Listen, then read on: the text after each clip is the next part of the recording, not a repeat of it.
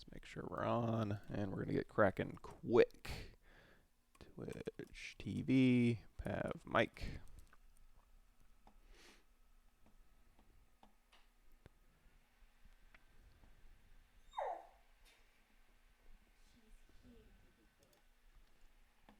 Alrighty. Got Zbrush loaded up, so I'm going to get started really quick. I'm not going to be as active on chat today as I normally am, but that's okay. I'll be checking chat every once in a while, and we'll go ahead and I wanted to go over a few of the new P2 stuff. So if you notice, we are running Zbrush 408 P2. Thanks for showing up, everybody. And I'm going to go ahead and spam you early. So here's Pavlovich YouTube. Here's my playlist there. You can check those out if you want to go over the basics of ZBrush. I can do a follow-up. I'll check back in with you guys probably every 30 minutes or so. And if there's any relevant questions to what I'm working on, I'll go ahead and answer those. And in the meantime, I'm just going to move forward with what we're going to be working on today. It'll be a small project, so it'll be fun. We might be to do 2 versions of this guy, but we'll see how it goes there. Hey, everybody. Thanks for showing up.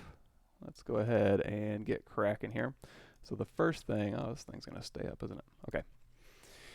How do I want to start this? So to keep myself honest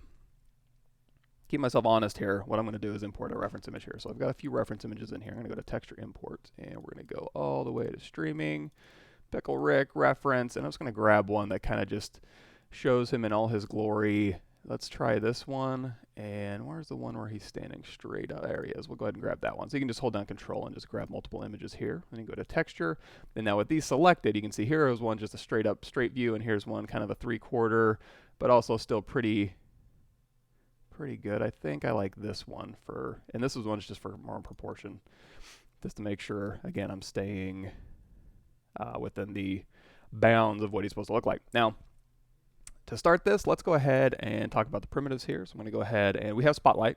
So we're going to go ahead and move Spotlight around. You can change the opacity of Spotlight. If you want to work with Spotlight open and just have him like sitting up there, you're going to want to make sure you go to Brush, Samples, and turn Spotlight Projection off so you can sculpt outside of Spotlight. I'm not going to be probably doing that. I'm actually going to be sculpting within Spotlight, so that's not a huge deal for me. So I'm going to go ahead and drop his opacity down, scale this up just a bit, and we'll hit Shift-Z to turn Spotlight off temporarily, and we'll go ahead and get started. So we're going to be working at ZBrush's primitive scale, which is basically just, you know, when you pull out a primitive, for example, we have a cylinder 3D, which is what I would probably start with, but they also have a sphere under 3D. So what a cucumber or a pickle, it's going to be a cylinder with 2 little rounded ends. So let's try this one first. I'm going to drag that on my canvas, go into edit mode. I'm going to change this to matte cap gray. We're going to go to initialize here. And I'm going to simplify this down quite a bit. So I'm going to go over here to the T radius, and that is our upper and lower bound here. I'm going to round those out quite a bit. And the T curve, I can go ahead and just, that's about right. H divides, we can really move down.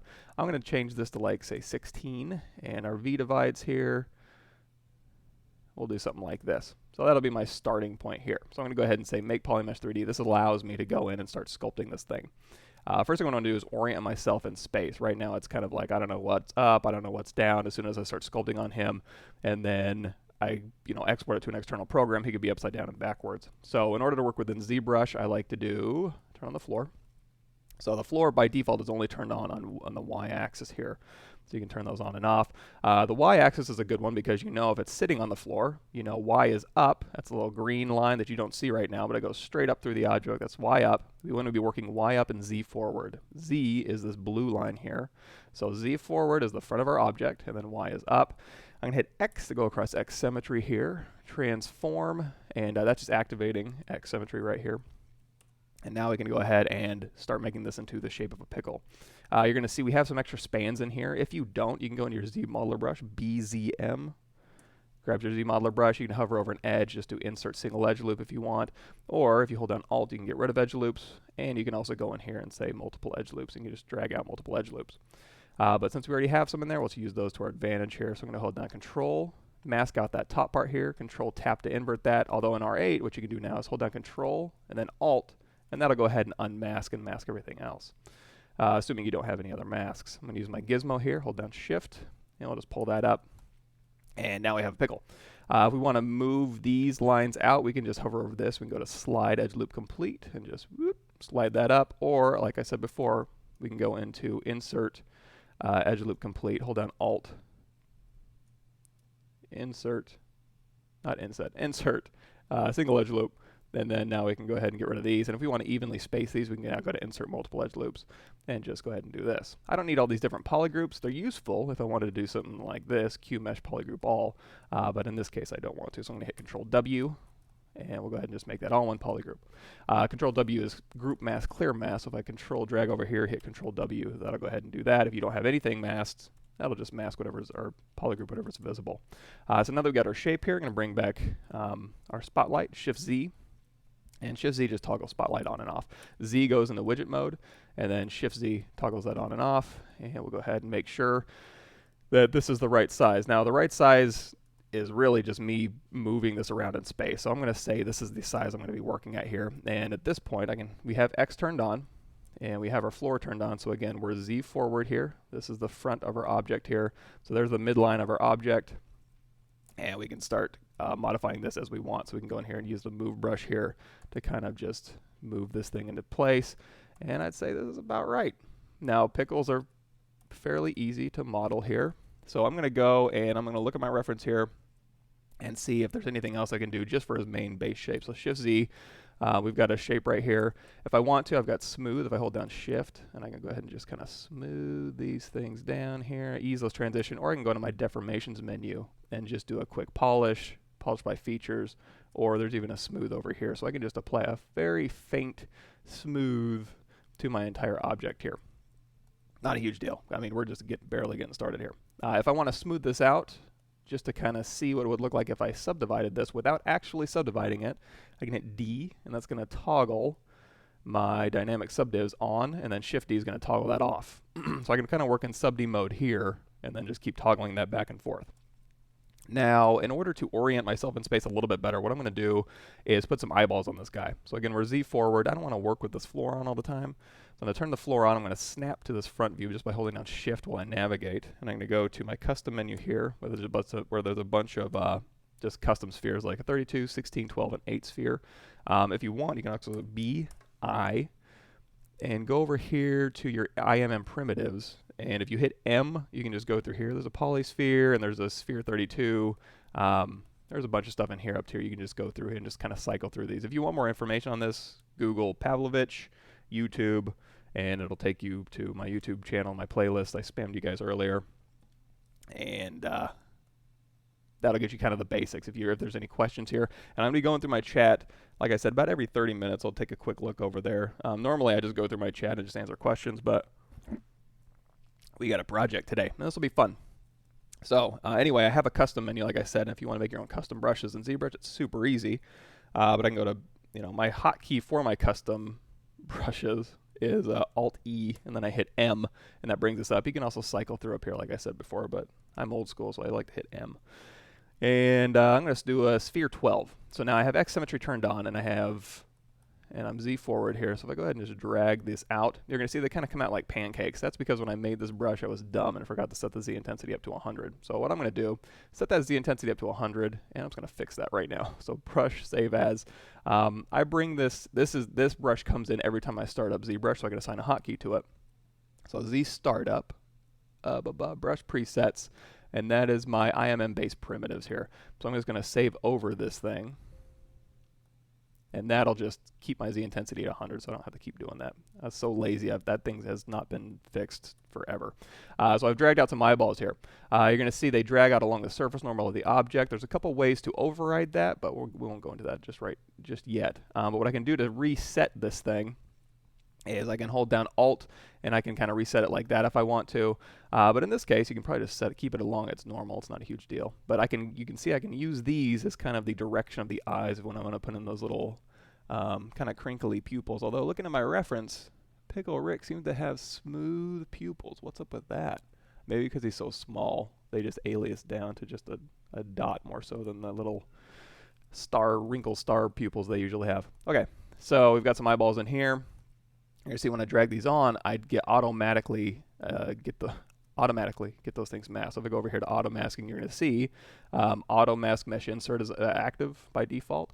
So that's useful if I just want to move these things that I just inserted around independent of my object here. If I hit Shift Z here, we can go back, and his head's kind of going off my chart here because I have this brush brings in this thing here. So if I hit go into any other brush, like my Shift S, which is my standard brush, that'll get rid of that. So we've got Pickle Rick, and we've got his body here. Now, if I'm always going to go back to this reference, what I'm going to do is go ahead and set up this reference. I'm going to hit Z to bring back my widget. I'm going to drop him down just a little bit and scale him down just so he fits a little bit better within my working plane here. And then that'll work. Okay, and now I'm going to hit Z. Now, if I'm going to be always going back here, and I can set up multiple reference views using the movie. So if I go over here to the movie timeline and I hit show, I can set up movie little things here. So if I set movie here, and then a movie here, and then just a little timeline tick there, and then I can use my arrow keys to kind of go back and forth between those. That's if I have multiple pieces of reference that I want to match and just kind of flip between them. I'm not going to have that just yet. I may not ever have that, actually. I'm just using Spotlight. So instead of using that, what I'm going to do, where was that? Movie, timeline, show, turn that off. I'm going to go over here to Document, drag that over to this little dock thing over here. Here's another thing that's new in P2 that just came out yesterday. You now have to double-click the dividers to open them. That just makes it so you don't accidentally click once and then just shut this thing down, because it's really easy to kind of accidentally double-click these things or click them. So now you have to double-click them in P2. And let's go ahead and, okay, so we want to set this up as a document. So we've got his body position, and we're going to see his eyes are a little bit big here and not in the right position. So I'm going to go over here to Document, and let's go ahead and open up ZapLink Properties. So in lieu of using the movie timeline, what I'm going to do is just store a camera view here. So I'm going to go here, and I'm just going to say Custom 1, and that's going to light that up. So now what I can do is I can do Shift-Z, turn off Spotlight. I can rotate my guy and sculpt on him all I want, and then when I do Shift-Z to bring Spotlight back, I can hit Custom 1, and that'll just snap that back into place. Now, if you're using reference, I'm using Quadro, the Quadro reference viewer here, so you can see I can just load up reference into the Quadro reference viewer, and it'll just put them all on my other monitor over here to my left. If you want to use that, feel free. It's Quadro. I love it. Louis Cruel, he's awesome. He's amazing. He coded that. In the meantime here, let's go ahead and get this guy started. So again, I'm going to hit W, and we got his eyeballs here. I can go ahead and scale this down, and we'll just position these really close right on in here. Again, if I want to get a better look at that, I'm going to hit Shift Z, and I'm going to move in, and I really want to avoid having these eyeballs cross over each other. And I'm also looking at the reference and seeing how far these eyeballs poke out, and it doesn't look like they poke out that far from his head. So I'm just going to move these back in, and then I can just reposition this by holding down Alt, and that'll probably be okay. So I'm going to go ahead and hit Custom 1 here, Shift Z, and there we go. And now we can kind of just fine tune these here. The reason I don't want them to cross over is if I go ahead and go to my subtool, Split, and we do like Split on Mask Points here, that will give us two subtools now. So we've got the body, and then we've got the eyeballs here. If we're going to solo mode here, you're going to see they crossed over. It's not ideal if I want to rotate these eyes around later, because when they cross over here, they can sometimes have a tendency to stick. It looks like that the problem has been resolved a little bit, so that's good. But if I do Dynamesh these at any point, they are going to Dynamesh together. So not a huge deal anymore, but something I usually just try to avoid. I'm also in solo mode here. You can see this little solo button down here. So now I can just kind of go between my eyeballs and my body, but I'm going to turn that off so we can see them both. So let's go ahead, turn off our floor, and now we have Z forward, we have an eyeball, we have a face, and we're rocking and rolling here. So let's hit Shift Z here, and we'll go back to Custom 1. And now we can start the meat of our project. Basically, let's just start with a bunch of primitives here. I'm going to ignore the belt and the little battery pack for now. We're just going to get his body in, and then we'll do the little gauntlets that he has, and we'll do the belt and the batteries, and then we'll do the little shoulder holster thing, and that'll give us a nice, we'll do a lot of organic sculpting, we'll do a lot of hard edge sculpting, we'll use Zmodeler, and then we'll render him out. Might even throw him over into Painter. We'll figure it out when we get there. But It would be kind of cool to maybe do two versions. One where I go through here and I do very, very realistic. I'll go get some rat bone reference, and we'll do a very, very realistic render with actual fur. And then we'll do another one, which I'm going to do today, which will be just, a little bit more stylized, and we'll just render them out as a little bit more cartoony. So I think the realistic one will be really gross. Actually, that could be good. So let's go ahead and let's start making all the primitives to kind of be placeholders for the rest of his body here. So I'm going to go to, again, my custom menu here. And let's see. So B, Alt E, M. Let's see. We've got this. I'm going to go ahead and go to brush just in case. Let's see. Reset all brushes here.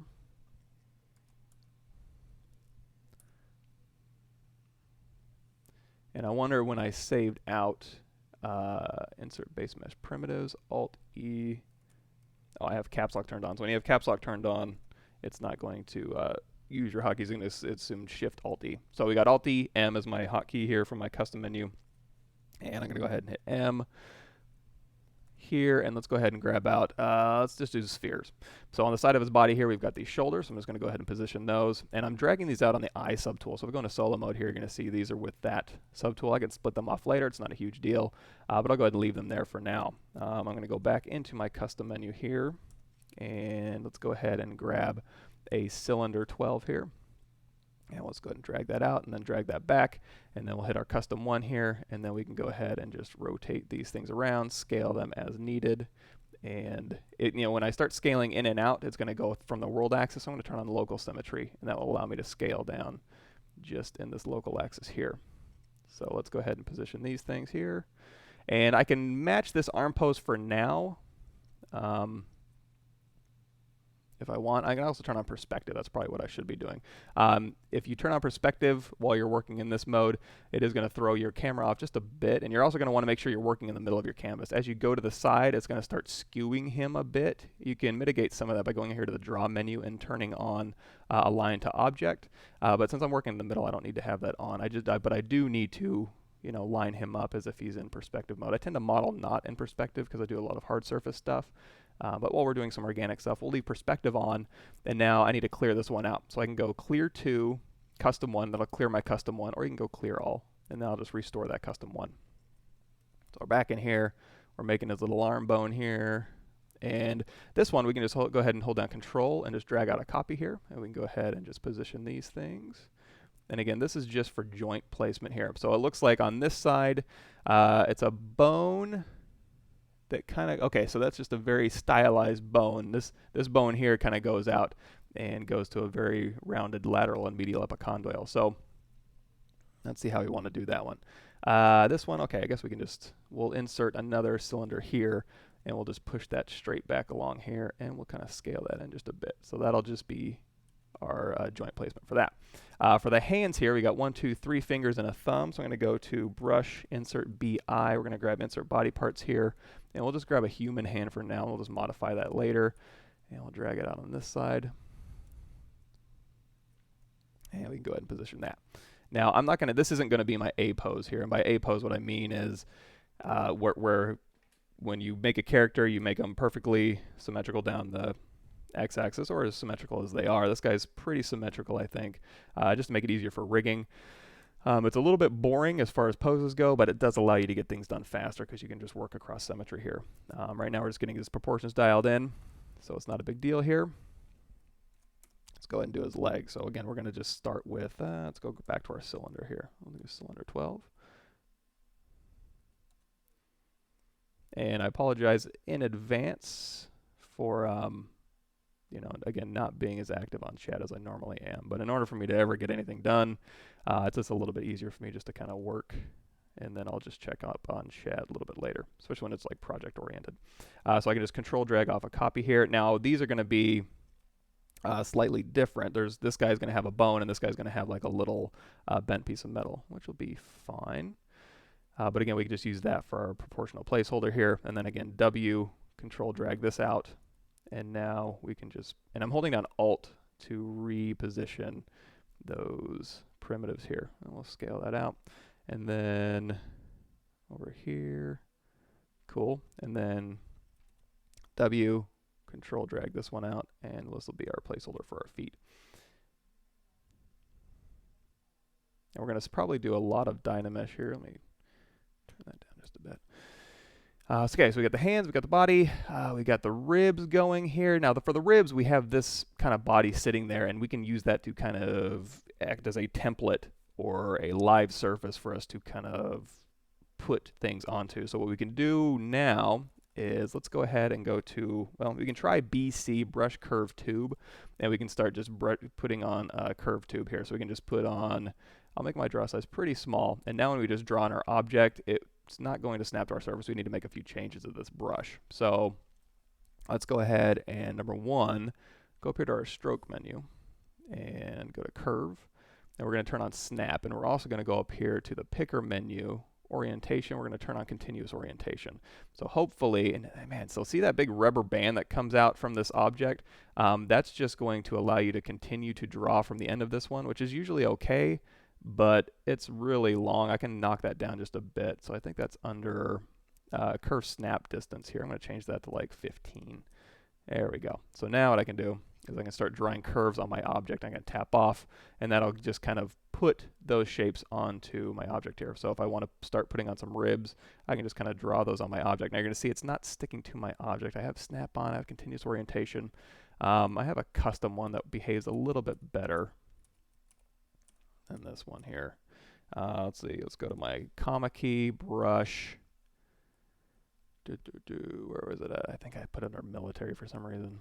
And simple tube. So with the simple tube here, all this thing is, I'm going to go ahead, Shift Z, go to edit mode, hit Control N. I'm going to grab Polymesh 3D, drag that out, go into edit mode. There you see I have my Polymesh cylinder brush, and that's just a simple brush thing here. So if you ever want to look at how these things are constructed, a couple different ways to do that. Pretty straightforward ways to go over here to Geometry, Modify Topology, and you can go over here to Mesh from Brush, turn on Polyframe, and you see this is all it is. So if you want to make this again, just hit B, create Insert Mesh, New, and that'll make it an Insert Mesh brush, and then simply go over here to the Stroke menu, turn on Curve Mode, go over here to I don't want to do Intensity Size, that'll taper it from small to large if you want to do that. And then go down here to Brush Modifiers. We're going to Weld Points, turn on Stretch, turn up our curve res a little bit, and now we just have this little curve brush right here. That's all it is. Nothing special here. But I'll go back here to my brush menu by hitting B, go back to our simple tube, and now we've got our guy here. So let's go ahead, and again, this is like, his arms are like bizarre, right? But we'll fix those in just a second. But we know his body is in the right place. Now his body, you know what, before we start doing that, let's fix that just a little bit. I'm going to go out of Polyframe here. I'm going to Alt Tap this one. We're going to hit W, and I'm going to go into this deformation menu, and we can do bend curve or bend arc. Let's go ahead and do bend curve. So while he's sitting here, you know, if we want him to be like a slightly balanced humanoid, where it'd be like, oh, a slight neck curve and a little body curve, might make him a little bit more appealing. We'll give it a shot. So let's try bend arc first. And go ahead and hit X to toggle off symmetry temporarily. We'll do bend arc. And bend arc, the deformers orient their bounding box by the orientation of your gizmo. So I'm going to hit W to go back into my gizmo mode. You're going to see it's kind of skewed. I'm going to hold down Alt and just center that on my object, unmask portions, and then just reset orientation here by holding down Alt. And now when I do my bend deformer here, or my bend arc, that'll go ahead and do this, and now I can do my angle, and I can just kind of bend him back a little bit or bend him forward a little bit. I'm not quite sure. I kind of like bend forward a little bit more. And it seems like most of the views I see him in, he is kind of like, his head is forward and his pelvis is forward and his back is back. So I think that's what we're going to go with here. So we'll go ahead and do this. If you're making your draw size big for your move brush and it doesn't quite get as big as you want, hold down Shift and turn off Dynamic. There we go. Oh, I just turned it off for my smooth brush here. W, oh, is this something they changed? Okay, double click. Don't hold down Shift, just double click. And that'll change your dynamic size. A lot of changes. And I'm just going to kind of fine tune this a little bit. Now I do want to do this in X symmetry. So when I did my deformer, it made me turn off symmetry. So I'm going to turn that back on. And we'll go ahead and just kind of just fine tune this just a little bit. We can also go into transparency mode with ghost. And that'll allow me to kind of move this stuff around. Okay. So we're still in boring blockout phase, but let's go ahead and fix this a little bit. So the shoulders, when I drew them out in perspective, they're a little bit off. So I'm going to go ahead and move all these things together. Now, in order to make this a little bit easier for me, if we go into solo mode here, you're going to see I have my eyeballs, my arms, and my legs. I'm going to temporarily just hold down Control-Shift, and I'm going to break these apart. So I'm going to isolate this with visibility. I'm going to go ahead and split hidden. This is my custom menu. If you want it, go to my Gumroad or my QBrush page, and I've updated the intro to ZBrush files with my interface if you want to nab those, or you make your own. And I'll go ahead and split hidden here. And there we go. So solo mode here. And now if I go through here and Alt-Tap, I can go ahead and just select these subtools. Now whenever I split something off, what I like to do is run this delete undo history from all subtools. That just makes it a little bit less crashy for me. Where that is, if you go to the Pixelogic downloads page, there's the Z plugins that are user created Z plugins. Scroll to the bottom, and you're going to see there is a clean tool master, and you can go through here and just making your custom menu. If you go to my YouTube channel, Intro to ZBrush Part 2, it'll walk you through making your own custom menu, making your own hotkeys, all that stuff. So go check that out. And you can also just Control-Alt-Drag with your preferences, config, enable customize, Control-Alt, drag these buttons around, and then I just have this delete, undo all on all my subtools here. So that's a good one. So, okay. So now we got his arms here. I'm going to Alt-Tap this subtool here. I'm also going to go to Preferences, Edit. I usually turn off Align Cursor to Surface so that my cursor isn't flip-flopping all over the place. It may not bother you. It doesn't really bother me, but I don't prefer it. So I'm kind of looking at my reference here, and it looks like his shoulders are about halfway down his body here. So I think that'll work a little bit okay. And I'm moving all these pieces at once because they're all part of one subtool. You can move multiple subtools. We'll get to that in a bit. So now that we moved that back, let's go ahead and go Shift-Z. And we'll go back to our document here. So we got brushes, stroke we don't need anymore. We talked about that already. And we'll put our document back over here. And we've got our Zap link here. We'll do custom 1. And we'll turn on perspective. And now we're back to where we started. And just moving that back, that was okay. And I can also just go in here with a big old move brush here. And we can just kind of move these things into place. Not a huge deal. They're just primitives. They're simple primitives. Not going to bother us. And also, we're going to be turning this into a pretty organic shape anyway, so it doesn't matter if it stays like super stylized or primitive like that. We can also go through here. We can see the hand is kind of way off from here. So I'm going to do Shift-Z. And I'm going to isolate the hand, Control-Shift, tap that hand because it's all a separate polygroup here. So I can hold down Control-Shift. That'll isolate it for us. We can Control-Tap the mask, Control-Shift to bring everything back, and then Control-Tap to make that unmask. Probably an easier way is just to hit W, Control-Tap, and that'll unmask that for us. And now we can just kind of move this a little bit closer into place here. And we can do the same thing for this one. So W, Control-Tap. And since these are all the same polygroup here, another thing I can do is I go into my Move brush here, go into Brush, Auto Masking, and I'm going to do turn on Topological. I'm going to change my range down just because I'm used to doing that. And now the first thing I click on, it'll only move those vert welded points here. So you can see I can move these things kind of independently from each other. Alternatively, you could just go to Brush, BM, and then Topological, BMT. All that is just the Move brush with Topological turned on. So instead of doing that, I don't use it that much. You can also isolate this one. We can Control, or we can Control Alt. Well, we can Control mask this end right here, Control-Shift to bring everything back, and then Control-Tap to invert. And now it'll just move those unmasked points in here. So if we hit W, we can just use this to kind of position these things a little bit better. That'll go right up into his shoulder there. Cool. Alrighty. And this one here, again, we'll just Control-Tap this one. And I'm going to orient this one. If we want to orient it right down the cylinder, I'm just going to Alt-Tap this one. We're going to shrink this in just a bit. There we go. Got this all figured out, and then we've got the legs figured out. I think the legs are looking okay. I'm just going to position them up here in the hips, and we're going to kind of balance them out. If we go out of perspective mode, you can kind of see this is what we're looking at here. And I might make some slight modifications just because, perspective can be tricky, especially when you're converting from a 2D object here. So we can kind of fudge this a little bit more if we need to. Let's again go into transparency mode with ghost turned on. And just looking at these, when we're doing this one here, I'm going to make these thighs a little bit longer, and they're going to come up a little bit farther here. And we still have topological turned on, so I can move these things independently. There we go. And now we can start refining these shapes here.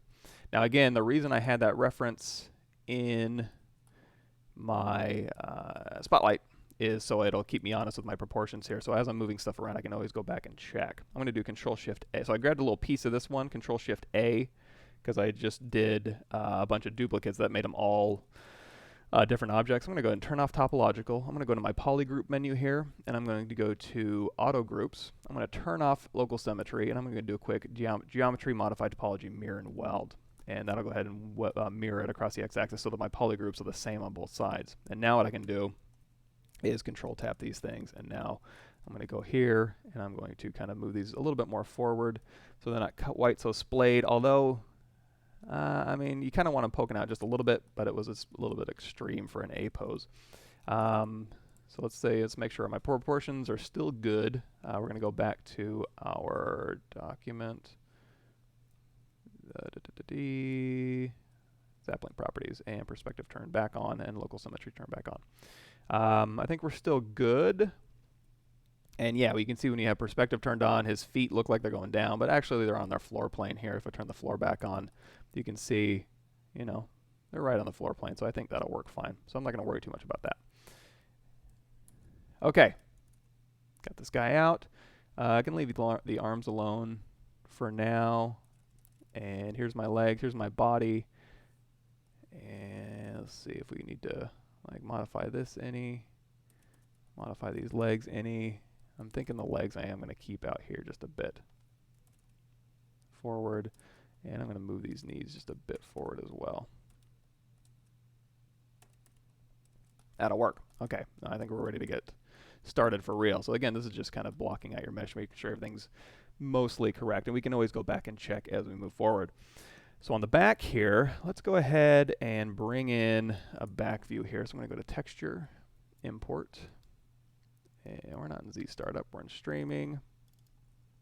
And let's go ahead and grab a good back view here. Let's see. This one's pretty good.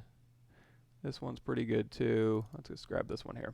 So we're going to go to Texture, grab this back view here, and we're just going to add that to Spotlight. And if you don't need this front view anymore, you can just go ahead and click that X and that'll delete it. We can rotate this around if we want to straighten this out a little bit, move it around. We can change the opacity, all that stuff we can normally do, and then hit Z to get out of widget mode. And now we've got our back plane here. So we'll turn perspective back on, and we'll kind of match this up. Again, I don't care too much about his arms and legs unless I see something majorly off, which I think we're okay. I'm more concerned about placement of this kind of thing. So I'm going to go ahead and go to my custom menu here, and I'm going to drag on his little brain, and I'm going to go ahead and scale that down and scale that up a little bit. And then he has kind of lats over here, so what I can do is I think I'll stick with my sphere here. And again, we can scale that in to kind of flatten it out. Let's use our move brush to just move these things here. So he has kind of little scapula, his little lats here, and then he's got a spine right down the middle, and then his ribs. Now his ribs are going to match up, and his pelvis is going to match up as well. So let's go ahead and make sure these things are sitting flush here, right along his pickle body. And then Control tap. We'll do Control Shift, and we'll just isolate that brain. Oops. And then we'll go ahead and just move this in. Now his brain is pretty rounded, so we're going to go ahead and pop that out just a bit here. And I think that'll work. We got his lats here. Now for his spine, let's go ahead and what's the easiest way to do that spine? If we just want to do a cylinder straight down, normally I would use like a curve brush, but since his back is already so straight, we can honestly probably just duplicate off his body here. So I'm going to Alt tap his body, and his body is just his body here. So I'm going to go ahead and duplicate that off. We'll hit W, we'll move this back, and we'll just scale this down here. And now I can just use the move brush or one of the deformers, and I can just kind of go ahead and scale this down. Now, generally speaking, from the neck to the base of your body, the spine goes from thin to thick. I don't know about rat anatomy necessarily, but I'm going to assume that that's also still the case. As it gets towards the pelvis, it gets a little bit bigger. So we can go here, and then the pelvis is going to wrap around from the front here. So I think I prematurely got rid of the other one here. So let's go ahead and just tap that front view here, and we'll just re-add that back in. And again, it's not a big deal. It's just we can position these things fairly quickly here.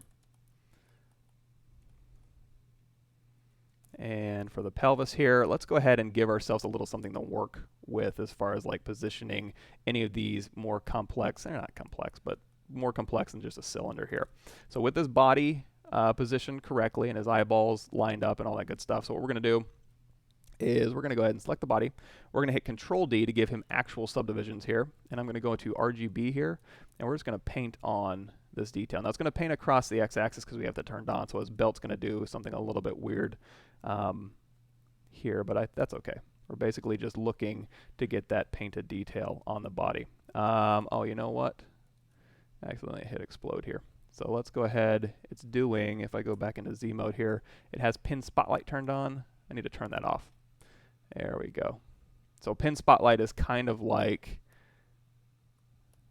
dot stroke here. It's kind of like if you had the sampler brush in Photoshop here. So as I'm painting this on, it looks like it's doing a drag rect or a drag dot. Let's go back to brush. Reset all brushes here. There we go. So standard brush, RGB, Z add off. And again, we'll just position this guy, and now we're just going to paint this detail here. Okay, so if he is filled with white, this will be a little bit easier for you to see. There we go. Now we're going to paint that detail on, and we're basically painting Pickle Rick's body detail just like that. So now we can kind of see where those ribs are generally going to go on his body and how his pelvis is going to wrap around. It's not going to be perfect, but if we want to, we can also do the back view here. So let's do Z, and I'm going to go ahead and just tile these over on the side. I'm going to grab this one, scale it up, and again, just reposition this body here. Kind of lean him back, and then just to kind of match up generally where this stuff needs to go, I can go ahead and start painting, you know, his ribs and his little back of his pelvis here, and his spine looks like it's a little bit thick. So I'm going to alt tap the spine here. I'm just going to hold down Shift, and we'll smooth that down, just kind of thin that out just a bit. There we go. So now we see the rib position here, and it does look like it takes a slight upward curve on some of the reference. On the other parts of the reference, it looks like it's going straight. I think it just depends on what scene he's in. So I'm going to kind of take a happy medium and probably do the ribs more like this. Now if I want to see what I'm doing a little bit better, I'm going to go to RGB, drop that down, go to Color, Fill Object, and we have a white selected, Unmask. Looks like something weird's going on here. Texture map. I hope I don't find any. Oh, you know, I've got that selected. So when you have Colorize turned on, it's going to look like it's selected here, but you have to make sure that the body is selected because I'm dumb. So we'll go ahead and do, let's see, Color, Fill Object. We have RGB of 18, so we're just going to fill this with like a little bit of white just to kind of knock that back. So there we can kind of see where the placement of the stuff goes. And this is going to be helpful for the pelvis, I think. So for the pelvis here, what's be the easiest way to do this? I can just sculpt it out, I can mask it and kind of bring it out and retopologize it, but let's go back to our trusty curve brush here that we talked about earlier. And let's go ahead and draw these on as curves. So I'm just going to drag these out. Oh, it's made of multiple subdivisions, so what we can do is we can go over here to delete lower, or we can just tap something else that doesn't have subdivisions and use that. In this case, since I don't really need these subdivisions, I'm going to just go ahead and delete lower here. And just to make sure, I'm going to go back to my stroke menu, and we're just going to go to curve, delete curve, but it looks like it already deleted it for us. So the pelvis here looks like you got your iliac crest kind of coming up this way, and we can go ahead and just tap off to kind of restart our curve. We can just continue that as well. So we're going to go here, and then that's going to go down, and then it's also going to go down here and curve around. Let's go ahead and keep these separated if we can. And it should be dragging out. All right, fine. I'm not going to fight it because I can always sew those up later. So we can go ahead and just continue this curve around. Now again, it's going to want to snap, so I'm going to kind of keep these separate. So there's our ischium. And again, I'm not going to fight this thing. I'm just going to tap off and then restart my curve here, and that's going to curve around this way. And then from the back view, it looks like it kind of just comes this way and then just tucks down into kind of this crack here. So we can tap off here, and we can go ahead and sew these things up. And actually, let's go ahead and carry this around here. Yeah, it looks like this one just kind of connects over here and then goes back up. So now that we have this, we can go ahead and isolate these things. So what I can do is hold down Ctrl Shift, isolate his body here, and then we'll just do a split hidden. That's under your subtool split menu. Now, if I Alt tap this one, I'm also going to turn off. I'm going to hold down Shift and just turn off all my Colorize. So we're just back to regular here. So now what I can do is sew all these things up. So what I can do is I can hover with my Zmodeler brush. I can hover over one of these, and I can go to Delete Flat Island. I can go delete you, and anything I want to kind of match up here. So these two, I want to delete you and delete you. I'm also going to hit Control W to make these all one polygroup here. And now we can go ahead and sew these things up. That's a pretty easy task. So we can go over here, and you know what? Let's go into Move Brush real quick first, and we'll go to Topological again, and we'll just kind of line these up a little bit better. Give these ones a little bit more breathing room here. So now what we can do is go into our Zmodeler brush, BZM, hover over an edge, bridge, 2 holes, click, click, and then click, click, and pull. And now we can kind of sew those up. These ones, again, just kind of look like they get tucked back here, so I'm just going to go ahead and leave those here. And then up here, these ones loop back around. Oops, we need to go ahead and sew these ones up too. So we still have Move Topological on. Again, a little bit of breathing room between those two. And now, let's turn our floor off here. Delete, delete, bridge, click, click, and pull. You can just dial in your resolution and also the curvature. So I think that'll work. Now this one, a little bit trickier here. If we want to, we can Dynamesh and Z-remesh this thing. So I think that's what I'm going to do. I'm just going to take this one and move it up into here, and we're going to change that range to 1.5. So as we move this thing up, it doesn't start manipulating any of those other polygons here. So we can kind of just move those in together. And then we Dynamesh those. It'll just Dynamesh those as one solid mesh here. So we've got this, and it looks like it's a little bit thin. So I'm going to go ahead and go into my deformation menu here. And I'm just going to keep tapping 2. I could have just typed in 10 or 15 or whatever, but you can just dial it in a little bit slower here. And now we can kind of see these things kind of falling into place. So now that I've got this, so the iliac crest comes up and around, and it looks like in some of these shots here, it kind of goes up and down and then just around his body. Again, I don't know how anatomically correct that is for a rat. I'm not a rat anatomist necessarily, but we'll go ahead and just take the cues from the reference images here. And you can also go through here and you can start sliding this around. It looks like in some of the reference, this is a little bit more tilted. So what I'm going to do is I'm going to mask this back part off, Control Tap to kind of smooth that mask, and now I can kind of rotate this around and move that down. And that was just a little graphical glitch there. So we can kind of just slink that underneath his body a bit and kind of pull these back just a bit. And if we want to, we can also go into our Inflate brush, BI whatever, and we can just dial that in. Alrighty, so we've got his little pelvis going there. Okay, I think we're in good shape. So Shift Z, we got all the things dialed in appropriately where they should go, except for his rib cage there. So I'm going to Alt tap his body here, and we're going to go into Colorize mode. Just turn on that little brush, and that'll give us an indication of where his body's going to go. Looks like he has 3 ribs on either side. So let's go to our back to our trusty curve brush here. I'm going to go into Transparency Ghost, and what that's going to allow me to do is draw on the body with these things kind of out of the way. I can also just go into solo mode here if I want, and we're just going to do our 3 ribs. Again, it looks like these are a pretty severe upswing. Most of it looks like it's just wrapping around his body. Sometimes they go up a little bit, so I'm going to do a happy medium, and I'm just going to kind of do something like this. This will be his ribs. Now, if I do want to taper thick to thin, I can go in here to my stroke menu. Where are we at? Stroke. There we go. And we're going to go, I forget which one it is, intensity and size. I'll just do them both. I'm going to go thick to a little bit thinner. So now as I drag these out, they're going to go thick to a little bit thinner. Now, of course, you can just manually do that later, but whatever. So I'm just going to tap off, not Alt tap, but just tap just to maintain those. And again, it's going to stick to my body here, and now those are going to wrap right around. I'm going to Control drag, go into polyframe mode. You're going to see the body is all one, and now I can just split those off under my subtool menu, split menu. Out of solo mode, out of transparency mode. We've got the ribs, and let's go ahead and thicken those up a little bit just with my inflate brush.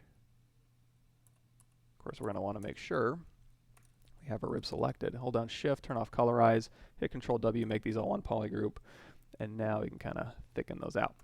If I want to continue to wrap these around, it looks like they do wrap around all the way to the spine. I probably should have just gone back further, but what we can do is also, check this out. So I'm going to go ahead and go to Group by Normals here, and that's under your Polygroup menu.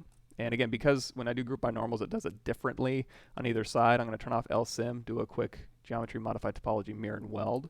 And now with Zmodeler, what I can do is go to QMesh, Polygroup All, and let's make these all one polygroup here. So in fact, what I'm going to do is, what's the best way to do this?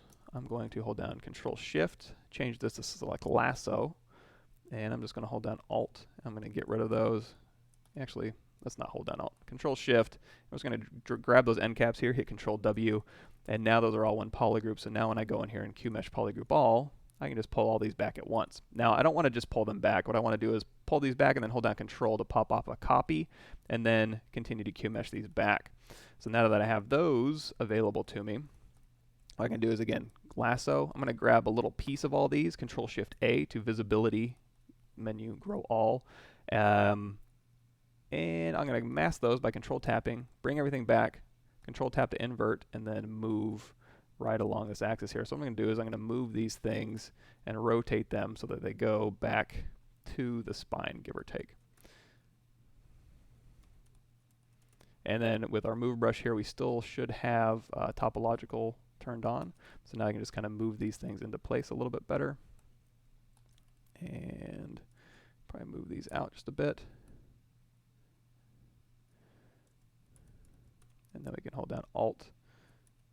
And let's switch to our transpose brush here. I'll just make it a little bit easier for me just to kind of grab those. And let's go ahead.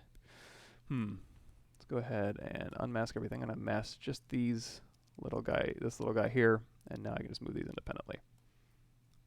And then we'll hit Y to go back to our gizmo mode. And then we'll rotate this around. Okay, so now that those are generally in the right place, we can now bridge these two. So what I can do is Control Shift tap to isolate this, Control Shift drag, and we'll go ahead and delete hidden.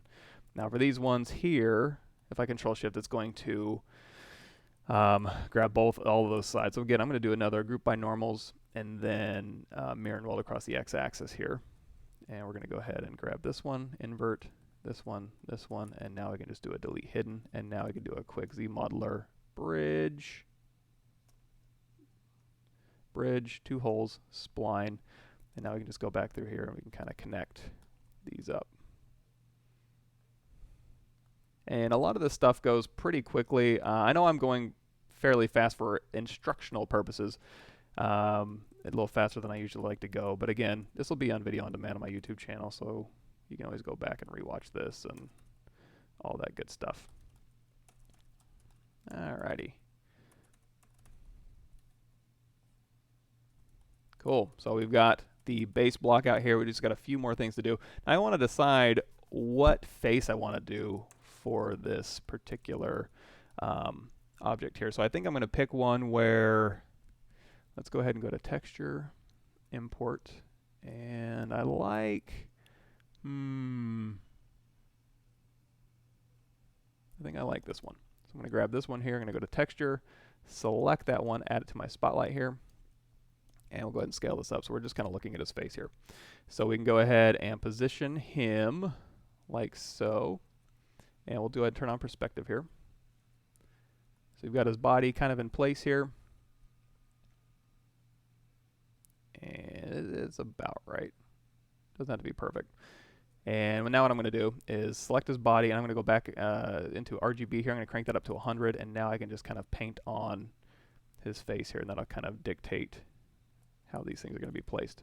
If I want more resolution, what I can do is just hit Control D again and just give more resolution, but I think this will work just fine. He's got like a little long thin nose here that we can just add, and then bags around his eyes and then his eyebrow here. So what I'm going to do is go back to my tube plug in here. I'm just going to drag out his eyebrows here, and we can just scale these up. Now again, it's not going to connect in the middle, but that's not a huge deal.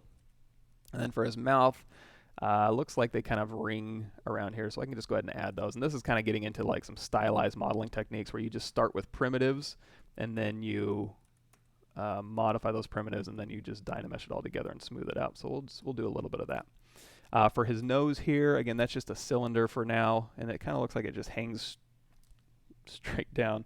So I'm going to go here, and we're just going to grab a cylinder 12, and we'll just pull that back out. That'll thin it out just a little bit, and we'll just go ahead and hang this somewhere like in here.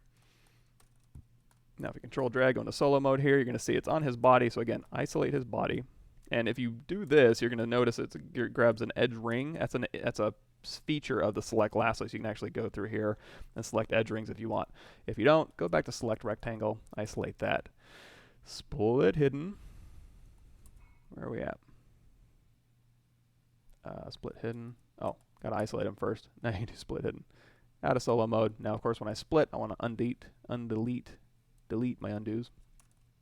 And now, there we go. So we've got this guy pretty well blocked out. How are we doing on time? Okay, I went a little bit longer than I thought before I checked the chat. Cool. Everybody good? Sorry, I'm not keeping up. I'm going to keep the chat window open, and then any questions that you guys have, I can hit up in the next episode and stuff like that. So, excellent. Thanks for showing up, everybody. Hopefully this will be worthwhile for doing your own creations here. Any advice to stay patient with Zbrush? Always get frustrated and go back to Maya. That's anything new that you learn. If I start learning any new software, I'm going to be like, oh, I can't even extrude a face like I like to. This is dumb, and then I'll go back. You just got to keep using it. I used to be all Maya with a little bit of Zbrush, and now I'm just all Zbrush with a little bit of Maya. So you just got to keep using it, and then once it starts clicking, that's when it's going to do that. So cool.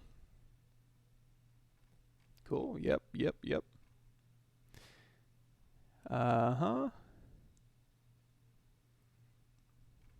Beautiful. You guys are awesome. All right. Yeah, and again, if you guys want to, let me go ahead and give you a couple links here. If you want to just learn the basics of ZBrush, if you're new to ZBrush, or you just kind of want to brush up, go to the Intro to ZBrush Part 1 here, and you can check that out. And also, any past episodes of this stuff that we do, you can do that. ZBrush really speeds up low poly. You can. Oh, no, I'm not using a mouse. I'm using a tablet. So this is the, if you want more info on my specs, go to, I'll send you that too. I might be changing up my specs pretty soon here. I'll do more videos on that coming up. But under Lumi questions here, there's a workstation set up. There we go. And you can check out my specs in the comments on this video here. And I'm using a Wacom Intuos Pro tablet. Alrighty. Back to Pickle Rick. So we've got Pickle Rick going here. If I want to, again, I can alt-tab through these things. I can go through here and I can inflate these things up if I want to. I can hit D to turn on dynamic subdiv and smooth those out. But again, these are probably going to end up as Dynamesh, so it's not a huge deal. And those eyes and the eye bags, you know what? Let's go ahead and do some eye bag as well. So I'm going to have this one still selected. I'm going to go back to my tube here, and we're just going to drab in just a little bit of eye bag on the bottom here. The top one is usually just controlled by this one, so that one's not too bad. And I'm going to tap off. Oops. If you tap off, that'll get rid of that curve. You can also manually go into your curve and delete it, but it's a little bit easier just to alt tap off. And now you can kind of inflate these up. So there's my basic face here, and now let's get cracking with a little bit of Dynamesh. So, okay, this is where the fun begins. Let me get rid of that there. So now that I've got everything blocked out, that's kind of the boring part. But, you know, it's also useful to kind of get that stuff blocked in so that you know you're working a little bit more accurately so you don't have to make major changes as you move forward. So we've got this here. I'm going to go ahead and thin out his head a little bit here. And I'm also going to go back and I'm going to do Reconstruct. That's going to reconstruct my guy back to his original form. I'm going to delete higher just because I want to work with a little bit of a simpler shape here. So now what I can also do, let's go ahead and, so he has this thing where, you know, in order to control this brain, it's got a wire that gets plugged in with the right into his brain that goes into the brain over here. And this is the brain that controls all his little rat parts. So let's go ahead and go to my brush, simple tube again. And by default, this is going to go across X symmetry, but I can go ahead and split that off later. So it's going to go up to his temple here and go right back around to this brain. I'm going to tap off, and we're just going to do split mask points here. And now this one, I'm going to curve just into his brain and then into this brain here. Again, he doesn't have one on both sides, so what I'm going to do is go into solo mode, Control Shift. I'm going to go out of X symmetry by tapping X, and then Alt, and then delete hidden. There we go. Alrighty. So let's start having a little bit more fun. I think everything's pretty well blocked in. Let's do one final little pass here. I'm going to go in and inflate this a little bit just to kind of beef up these ischium. And it looks like they do connect down here. So again, I'm going to go with my move brush. Auto masking here, topological still on. What I might have to do is I'm going to go out of X symmetry actually, and I'm going to mask half of this. I'm just going to pull this bottom part over so it kind of touches, because really these things are going to touch. And again, I'm not a rat anatomy expert, but if it's anything like our pelvis, they are going to want to touch in the middle. So now that I've got that, I can go ahead and just do a quick mirror. Oops. Let's do it just mirror and weld. It goes negative to positive X here, and that'll go ahead and sew those together, and then I can go through here and do this. Oops, let's do a mirror and weld, turn X back on, and we're good to go. Here, here, here. Go ahead and pull these in here. Now on the back here, this side has the pelvis, and then on this side has a little bit of extra muscle here, just to kind of break symmetry. So I'm going to go to,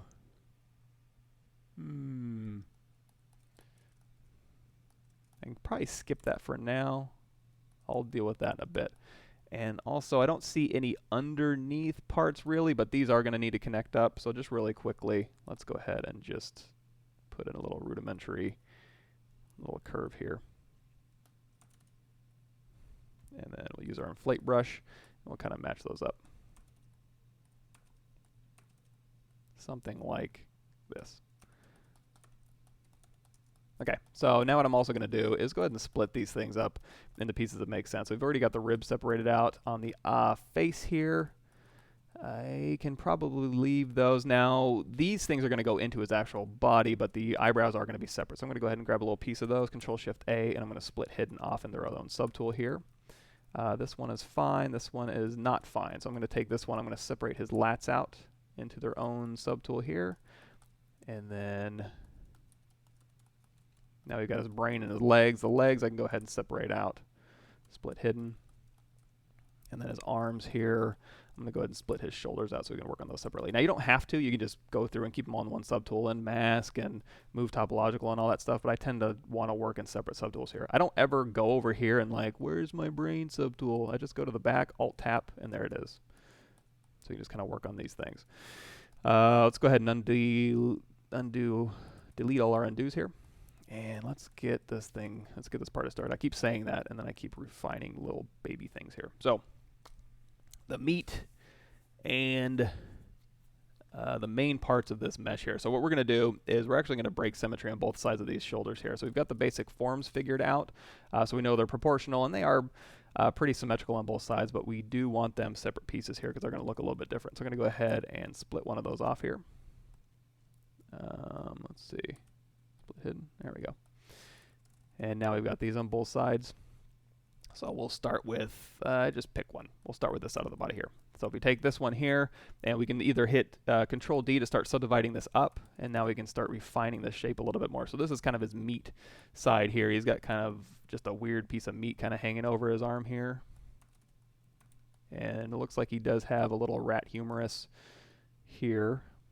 So along the back, and this is going to go, so if this is the deltoid muscle, it's going to want to go into a scapula here, which we don't really have the scapula, but we do have the lats, and that lat is going to tuck up right into that armpit. So it is fairly anatomically accurate. And we're going to go over here and inflate that up just a little bit, and we'll go to move. Now it's not really in the armpit, that's kind of a general term. It's going up and wrapping around the humerus. But that's basically essentially what it's doing. I'm going to drop this humerus down a little bit. I'm also going to pull that up just so it kind of goes up into the body. Now, earlier in the episode, they do show a screw going into here and just screwing this into his body. I don't think we need to show that. It looks like in the final model there's not a whole lot of that going on. So we can just go ahead and I'm going to reposition this thing a little bit. Give that a little bit more of a natural hang here. And yeah, this is going to kind of pull forward, and this is going to kind of pull down here. Up and around, and let's go ahead and put that scapula in there. So the scapula is really just a bone that, you know, the trapezius would attach to the scapula, and the lats would actually go around down to the bottom of the scapula, but this kind of looks a little bit different. Again, rat anatomy might be different, or it might just be a stylistic choice. Either way, it is just fine. So what we're going to do is we're going to go to B, go grab our simple tube, and we'll just put a little bone right along the top here. If it ever yells at you, again, I can just delete low art. This is all just garbage anyway. And then we can tap here.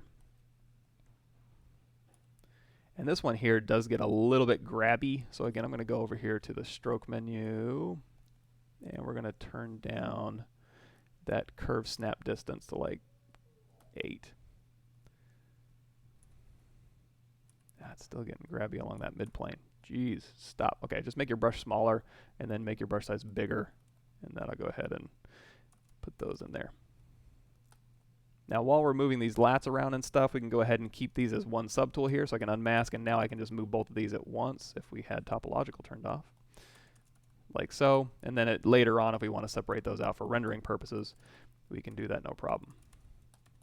Alrighty. So we've got that plugged in. It looks like this looks like the, I don't know, it's kind of a weird hybrid between lats and traps. It's basically just a muscle that allows him to look cool. it implies functionality. So we'll just go ahead and keep that there. And then we've got the ribs here. Let's go ahead and thicken these ribs up just a little bit with our inflate brush here. Those are going to go around to the front. And those, yeah, those do come to a point. We can smooth these down later to get them to a little bit more of an aggressive point. And then back here, these look like they do thicken up quite a bit down here. So they're going to go thick to thin. Like so. And so we got the meat arm here. And when this comes down around, it's going to make this kind of shape here. Let's kind of drape that over the arm. Okay, and now we've got this arm here. Let's go ahead and start making some choices as far as the pose. I think this pose will actually work all right for now. I'm trying to see if there's any reason why. I mean, we can always change it later. It's not a big deal. So this, looking at the reference here, it looks like the forearm is the one that's going to favor the epicondyles here. So it looks like the humerus ended up down here in this forearm area. So what I'm going to do, I'm going to take this one, Control-Shift-Drag, take this one. Well, let's do this. I'm going to auto groups this thing again. So we're going to go to auto groups. Anything that's not vert welded, it's just going to give it its own polygroup. And then, of course, geometry, modify topology, Marin, Weld. And now both of these sides are going to be similar here. So this one, and we're going to go ahead and split these. Now this one, we can just start sculpting. So let's have a little bit of fun. Turn off blur, turn off project, and Dynamesh is under geometry, Dynamesh here. And now we can just Dynamesh all these together. And now we've got this thing we can kind of play with here. So these ones are going to be kind of rounded. I'm going to hold down Shift, and now I just have smooth. I tend to work with smooth stronger. All that is just under your smooth brush modifiers here is the weighted smooth mode set to 1. And that just allows you a little bit more range. So if I'm smoothing stronger and it's too strong, I'm going to hold down Shift and just pull that intensity down. The reason I use this is because the smooth brush, you can't go past 100. So if I want a little bit more smooth power, I use smooth stronger, and then if I want to dial it down, it just gives me a little bit more range. So now I can go in here with my clay brush here, and we can just do this, like I was saying, the lateral and medial epicondyle of whatever bone this is. And it looks like this is a it's a very graphic representation of a bone here. So it's going to basically be like this all the way around, just two big knobs, two big round knobs here, like so. And we kind of smooth this down. And then as I'm working, I can just Dynamesh this down, and we're just going to go back into our clay brush here, and we'll kind of round these out. Now, of course, we didn't have to use a cylinder. I just used a cylinder to kind of get this basic shape. We could have used 2 spheres, and that would save us some sculpting time. But you know what? Sometimes it's easy just to sculpt as well. Another one I like to use, if I go into the comma key here, go to Brush, there's a miscellaneous folder in here. The comma key, by the way, just brings up and hides your light box there. If we go to let's see, remember my alphabet. spherical. There's a spherical here, so you can actually go through here and you can just kind of make a sphere like so. If you just start sculpting, now you're going to see it's going to sculpt all the way through the object. If you don't want that to happen, make sure you go to your brush, auto masking, turn on backface, and now as you're sculpting, it'll leave the backface alone. And this basically just sculpts out to a sphere shape. So maybe not so useful necessarily for this. It's not too bad, but something you might find useful as you're working on your own stuff here. So it's going to be basically that shape here. So again, we're just going through here, we're looking at our proportions here. This looks a little bit thick here, so I'm going to go to my Inflate, hold down Alt, and we're just going to deflate this just a tiny bit here.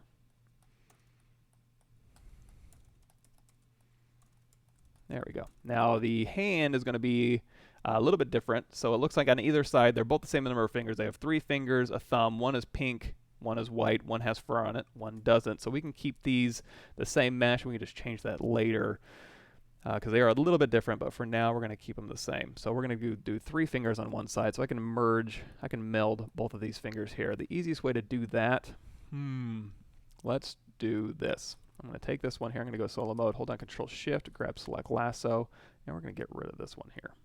Go ahead and delete Hidden, and if we want to, we can go ahead and close holes. And now what we want to do is shift this finger over. So I'm going to go ahead and go to Mask, Lasso here, invert that, hold on. There we go.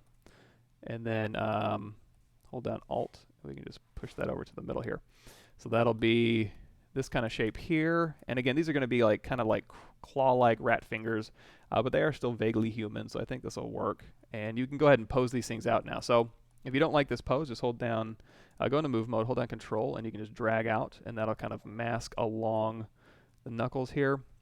If you want more of a harsh mask, I do tend to just go in here with my Mask Lasso, invert that, and then just kind of bend these things around. So for this knuckle here, I am going to bend this down just a bit. And depending on who's rigging, or if you're rigging, it might be easier to position the fingers in certain ways, depending on what studio you're working at, what project you're working on. These things can all change. I'm just doing this for aesthetics. So I'm just kind of doing a quick pass through here. And just making some minor adjustments. And again, this and it doesn't have anything really to do with animation later on. It's just more my personal preference here. And let's go ahead and bend that pinky just a bit. Masking, moving this down. And I'm using the camera orientation, the white circle around here, to kind of make those changes here. And let's go ahead and bend this whole pinky back up. There we go. And the thumb, I think will work fine.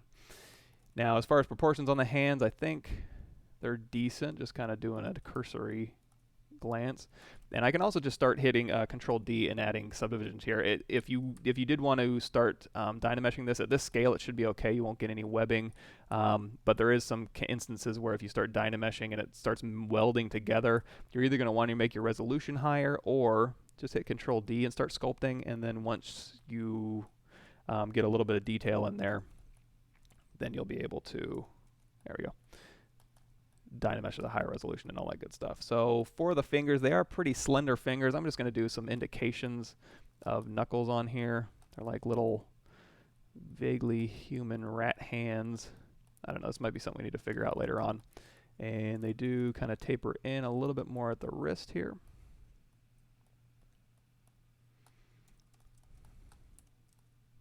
And are they a little bit longer? We can go ahead and elongate these as well. If we hold down Alt, we can just kind of scale non-uniformly. Oh, we still have these up here. Let's go ahead and separate those off. Let's go ahead and split hidden. Let's delete lower, split hidden. There we go. My mistake. That was a little bit sloppy. Make sure your stuff's separated out first. And like I said before, we can elongate the hands just a little bit, make them a little bit more claw-like there. Alrighty. So we've got the body here, we've got his meat arm. Let's go ahead and do his fur side here. So I'm just going to hit, on this one, we can just go ahead and dynamesh this one. So let's go ahead and dynamesh this at a resolution of 128. If that's too high, you can just drop that resolution down and just re-dynamesh. Now, if your dynamesh ever doesn't update when you've changed the resolution, just go over here and like touch it a little bit and it will react. So Smooth. There we go. So again, just working as low as I possibly can at first. Now this side is a little bit more robust than the meat side here, but it does have the same basic shape. So you know what I'm going to do? I'm going to be a little bit lazier. I'm going to go ahead and delete this subtool. I'm going to duplicate this subtool. I'm just going to use my deformation and mirror across the X. And it has a basic subdivision, but that's okay. There we go. And now I can go ahead and we'll just dynamesh this one here. And now we can just inflate this one a little bit. So it's very similar, but also just a little different here. So this one looks like it kind of goes up a little bit more and hangs a little bit lower. And this one will be fur. And I think for this particular sculpt here, we're going to keep it a little more cartoony. And then we'll do a very realistic one that I think will be kind of fun as well. Again, if we're going into our clay brush and we start sculpting on these thin meshes, you're going to see it's going to want to sculpt through, and you could end up with stuff like this. So just make sure you go in here to your backface mask on your auto masking here and turn that stuff on. There we go. And again, this stuff goes a lot faster if you're not having to explain. So if you're just sitting at work and you don't have to sit there and explain every movement that you do, it can go a little bit faster here. But again, you can still see we're getting this thing dialed in pretty quickly, so I'm not too concerned here. But just be aware that, you know, and also showing different techniques and stuff. If you're just doing this at work, there's no reason to, you know, try multiple techniques unless you want to just have a little bit of fun and try new stuff. But I think this will work here. So now this one kind of changes its shape. I think it's vaguely deltoid, depending on how his arm position moves. So I'm just going to kind of dial in a happy medium here, and that'll be this one side. Now he does have two bone spikes sticking out of his arms here. So I'm going to go back to the pickle here. I'm going to go to BI brush insert, and we're just going to, actually let's go to my custom menu here. You can do your primitive mesh here, but I'm going to go ahead and split mask points here, scale these down with LSIM turned on. So it's on my local symmetry here, and I can just go into snake hook, your snake hook brush, and we can just kind of pull these things out to points here. Now again, I can just go ahead and just dynamesh these things. And we can smooth these things down. And now we can kind of curve these in and inflate them up or smooth them down, just to get those spikes going on in there.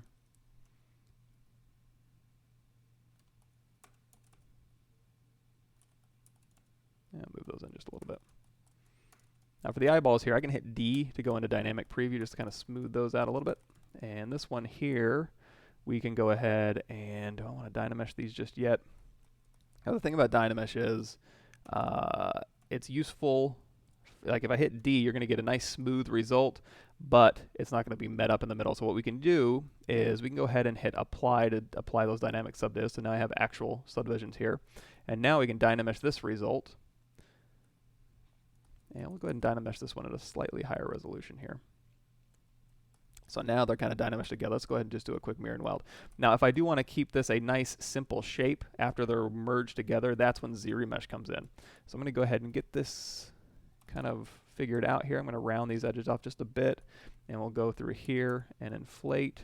And let's say, okay, I like this one, but I don't want to deal with dynamesh. So what I can do is just go to my Z-remesh menu, which is under Geometry, Z-remesh, and I'm going to do half, adapt the size down to 0, get nice even quads, and then the Z-remesh the shape. And then we just keep hitting half until we get a nice smooth mesh here. So now we have a brand new polygon mesh that's nice and simple and is merged together. So you can use Z-remesh to do the heavy lifting on any specific modeling you want to do. The nose I'm going to keep separate for now. So grab a little piece of it, Control-Shift-A, split hidden. And then the face I am going to end up merging back into the body. Speaking of, let's go ahead and sculpt this guy out a little bit. He looks fairly regular, minus the kind of the specular painting on him with just a few little knobs, little cucumber or pickle knobs on his body here. So I'm going to go ahead and Alt-tap his body here. Let's go ahead and hit Control-D. That'll give us more resolution here. And if you wanted to, you could Z-remesh this thing, but he's pretty even. So you can keep this topology for now, I suppose, until we move his face in there. And the bumps we'll keep until the end, but we can go ahead and just put in a little bit of pickle detail here. So what I'm going to do is go out of RGB mode, go back into Z-Add, and let's go ahead and make sure Colorize is turned off. And we can go ahead and I'm going to turn on lazy radius here. So it's set by 1 by default, so it kind of smooths your stroke out a little bit. If you crank that lazy radius up, that's up here in your stroke menu. Lazy mouse here. You can kind of just go through, and let's turn on transparency with Go, so we can kind of see where his facial features are, and we can kind of just start wrinkling up his body just a little bit. Now, the reason I'm doing this is if we do want to do like maybe a stylized or a comic book render that we can do, and if you haven't, go back to my YouTube channel and check out the stylized render I did with Pablo Munoz Gomez's stylized rendering thing. So what we can do is, I'm going to switch to a matte cap I never use, or here's the ink shade black, that's kind of a cool one. But we can also go in my comma key here, go to material, and we can grab any one of these. And if I wanted to do like more of a stylized render like this one, you're going to see as I start deforming this shape here, you're going to get a different specular fall off here. So it can kind of give you a little comic book look. Let's go ahead and go into Transparency Ghost here. And you can see just by kind of manipulating or adding a little bit of undulation to the underlying surface, you're getting a little bit more breakup here. So he kind of has a little bit of a pickle look, even though he's basically a cylinder and the rendering is very simple. We can just do this a little bit. Cool. But we'll go ahead and go back to our matte cap gray. Now, while you're working, if you're a good artist, not me, but somebody else that's a better artist, you can go in here to any of these standard materials here, and then you can go over here to your light menu. Where are we at? Light. And you can just move this light around. So this is what you should be doing, just to kind of evaluating your meshes like this. That way you don't have the baked in lighting, but I usually just use matte cap gray and call it a day. So do as I say, not as I do. And so we've got his little wrinkly pickle body. I guess that's wrinkly enough. We'll just keep it there. And I'm going to skip his knobs for now since those are asymmetrical. So now we've got his basic wrinkle body sculpted in. We need to add these shapes to his wrinkle body, and we're going to use Dynamesh for that, just like we did for the unibrow. So we've got this here. I'm going to make sure that these are stuck into his face here. Oh, and you know what? We also need to change his mouth here. So let's go ahead and turn on Colorize again. Do we still have his mouth here? No, we'll paint that back on. Let's hit, how many polygons is this? 23,000. So we're going to go ahead and subdivide him one more time. I'm going to do Shift Z, and I'm going to go ahead and paint his mouth in here. So let's go ahead and line this up. We'll turn perspective back on.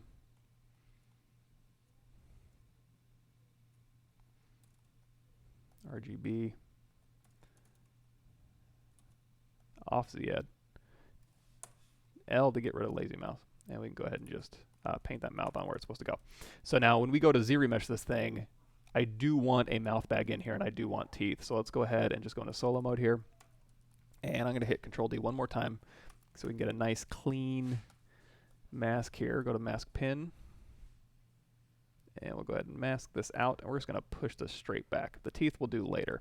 So Alt-Tap to invert that mask, and we're just going to go ahead and yoink, pull that straight back in there. And now when I Z-Remesh, I'll actually get a nice mouth bag, which will be very beneficial if we wanted to do different expressions, which you're probably going to want to do.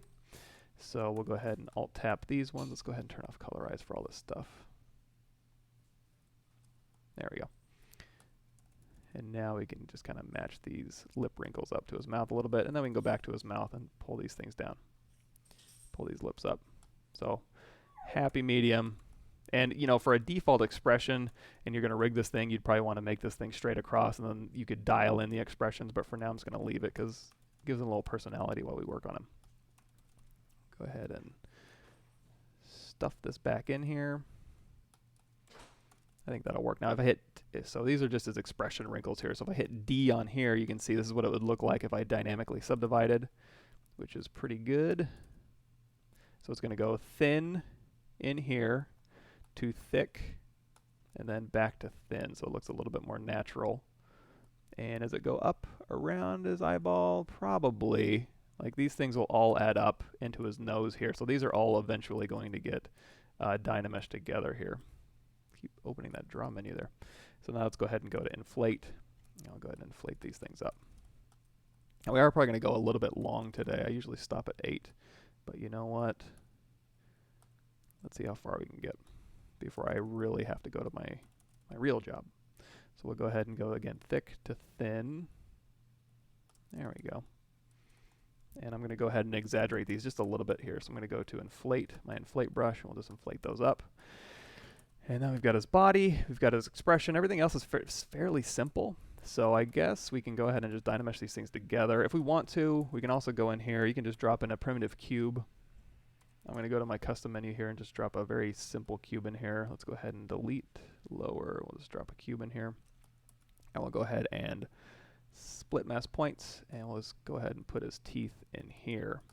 And if we want to, if we want to kind of maintain that curvature of his mouth, when I pull his mouth out, obviously that's not going to have very good curvature, but I can go into my Zmodeler brush, BZM, insert a single edge loop here, and then we can kind of mask this, invert that, and we can just kind of pull these straight back, and we'll go ahead and mask this, and we'll just pull these back as well. That'll give us a little bit more of that mouth curvature here, and then we can scale this in just a bit. Now I'm going to turn off X so we can put this right in the middle of his face and then reset that. Turn off perspective. Yeah, see, this is why, I won't get into that. So we'll do a quick Marin weld, and then we'll go ahead and do insert single edge loop with X turned on, and we'll go ahead and just get rid of that. And we'll pull these out just a bit. There we go. And you know what? I probably should have just inserted a cylinder. Make your life easier. Just start with the basic shape you want. Don't sit there and play or fight with a cube. But if you wanted to fight with a cube, that's how you would do it. So there's his basic teeth in there. If we want to do upper and lower teeth, we'll do that later. So now what I can do is I can hit D to dynamically subdivide this thing. I'll go ahead and scale this up, and that'll just be a decent representation of his mouth here. So I think we're ready. I'm hesitant to get rid of the nice low res here because it is useful. If I go here to reconstruct, it is very useful to kind of work this kind of low res cage. But again, I can always get that back with Z-remesher here. So I think we'll be okay. So I'm going to go ahead, and if I want to merge two subtools down and I don't want to have to sit here and like hunt between them, like so, what I can do is I can hold down Shift, shoot that bent up arrow just right to the top, take his expression wrinkles, hold down Shift, shoot it to the top, and then use my hotkey for merge down, which for you guys will be subtool merge. Now that these things are together, let's go ahead and turn off dynamic. Whenever ZBrush starts chugging, make sure you don't have dynamic turned on a very high poly surface. That's probably the culprit, which it was in this case. Then I have these together. I'm going to go ahead and just turn off project, turn off blur, and dynamesh these shapes. And now I can go ahead and just smooth these things out like so. And now let's go ahead and figure this nose out. So for the nose, it looks like it's just a basic hanging nose. And I do kind of want to keep it separate here. So what I'm going to do is I'm going to change the curvature of this thing here. So I'm going to go to my Zmodeler brush. We're going to go to bevel this edge loop a bit. And now when I hit Ctrl D, that'll just kind of give them a nice softer profile here.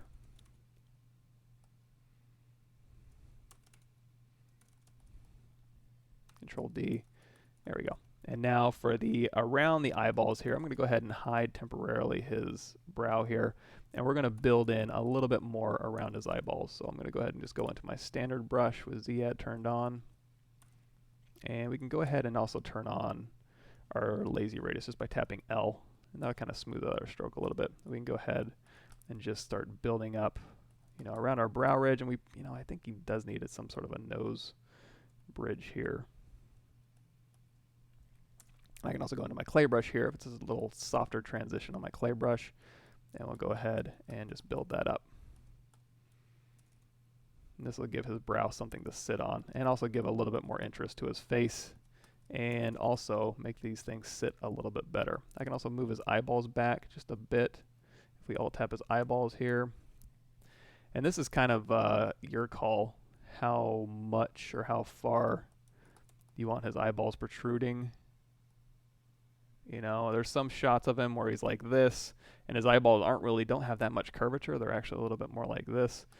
So I'll let you be the judge of what that should be. I'm going to maybe do a happy medium, and we'll kind of flatten his eyes out just a little bit. Now again, without those eyebrows, his expression does look a little bit different here, but we'll go ahead and just even this out a little bit. There we go. Perfect. Or maybe not perfect, but good enough. So we'll go ahead and go into his lips here. All right, I think that'll work. Now, if you do want to, it's very, he does have a very graphic face. It's a very simple face. So I'm going to try to avoid like building in like cheekbones and nasolabial folds and chins and stuff like that.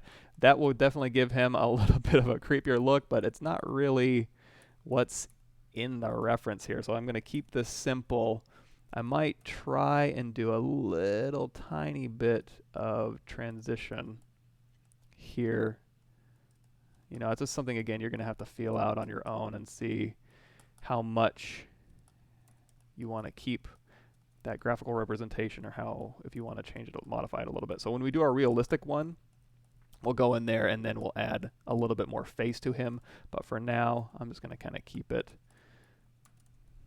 very, very simple. Okay, so we got his face figured out. Let's go ahead and turn on everything back so we get his eyebrows here. There, his eyeballs sit a little bit better in there. So now what we can do is, we kind of messed up his arms here. So let's go ahead and go into solo mode here. Let's go back. We'll reconstruct back to our original. And I'm just going to go ahead and clip these things back to just a, you know what? Let's turn off X, mask this side. So the clip brush is going to want to go across your X-axis here, so we don't want that. So now I can just go ahead and do a quick mirror and weld, delete higher. There we go. And again, if you want my custom menu, it's nothing special, but you can go to my Gumroad page and you can download that for free. It's the intro to ZBrush files. It'll be towards the bottom here. And since we forgot to turn X on, it is going to push my other arm way out here, but that's okay. Again, just do a quick mirror and weld, hit X to go across X symmetry, and we're back where we started.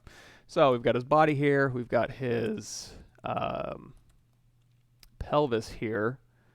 You got the back bowl of his pelvis, and then, I mean, I guess that works.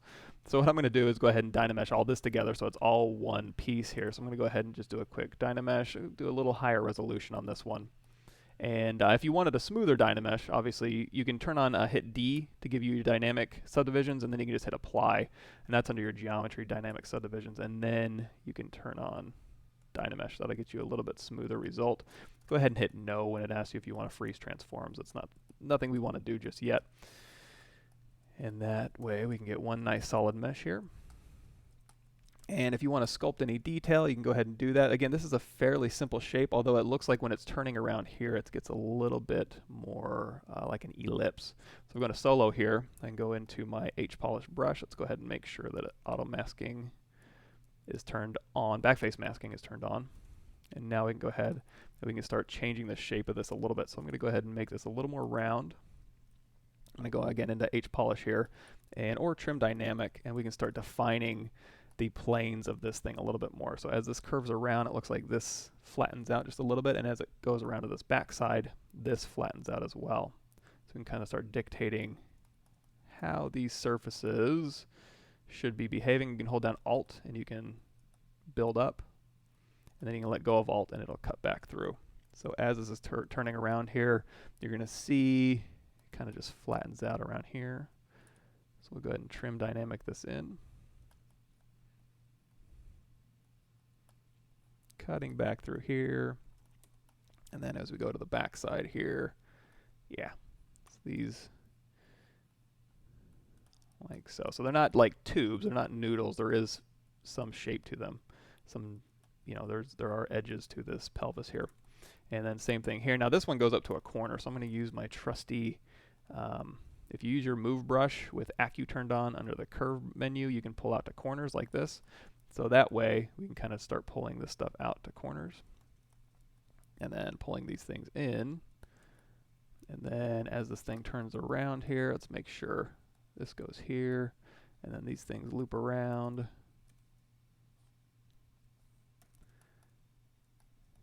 And trim dynamic. So as this loops, this is kind of the front surface of it, and that sweeps around here, and then this is kind of the back surface. So we'll go ahead and make these really obvious changes in direction on the edges here. Now we can go back into H-polish and we can really start defining these a little bit better. And I'm going to overdo this a little bit at first, and then we can use our smooth brush to knock this back a little bit. I don't want it to look like it's made out of steel or anything, and we got these super hard edges. But again, just to keep us honest and to make sure that our bones do have some dimension to them. I can use H-Polish and Trim Dynamic to quickly do that while sculpting, and I don't have to box model this stuff. That would take me longer. Your mileage may vary. You may be faster at going in there and figuring out these directions and box modeling the stuff. I am not. It also looks like the iliac crest here kind of comes to a little knob. So I'm going to kind of build that in a little bit as well. And then as it swings around to the back here, there we go. Yeah, that does kind of get thickened out a bit. And there is definitely some inside and outside edges to this mesh here. So we're just going to continue that around. I don't see every little portion of that, but I can kind of just extrapolate, from what I can see to areas I can't see. So I can make good decisions based on what they're showing me. And so those are kind of flat. And yeah, it seems like pretty much everything is flat on the inside. So I'm going to go back here to my H-Polish. So I'm using Trim Dynamic to get the basic shape, and then H-Polish to go through here and just quickly refine. I'm holding down Alt while I use H-Polish here.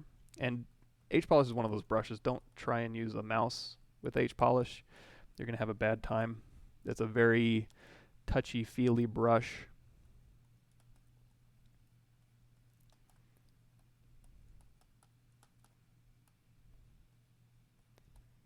There we go. And I may have just gotten a joke that was in the comments an hour ago. Somebody asking me if I use a mouse in ZBrush, and that may have been referring to the fact that I'm making rat parts. So sorry, I don't use a mouse in ZBrush generally. Sometimes with Zmodeler I do. But yeah, that totally flew over my head. You have to excuse me. It's early in the morning when I stream. But believe it or not, I'd be even worse if I showed up at like 10 o'clock at night or whenever I, settle in to kind of, live stream at night. Ugh. I don't know what kind of energy I would have there. All right, something like this. Now, again, once you get these basic shapes figured out, that's just a little bit more indicative of what I'm seeing. And then it does kind of flare out in some of these views here, so there is a little bit more bone showing.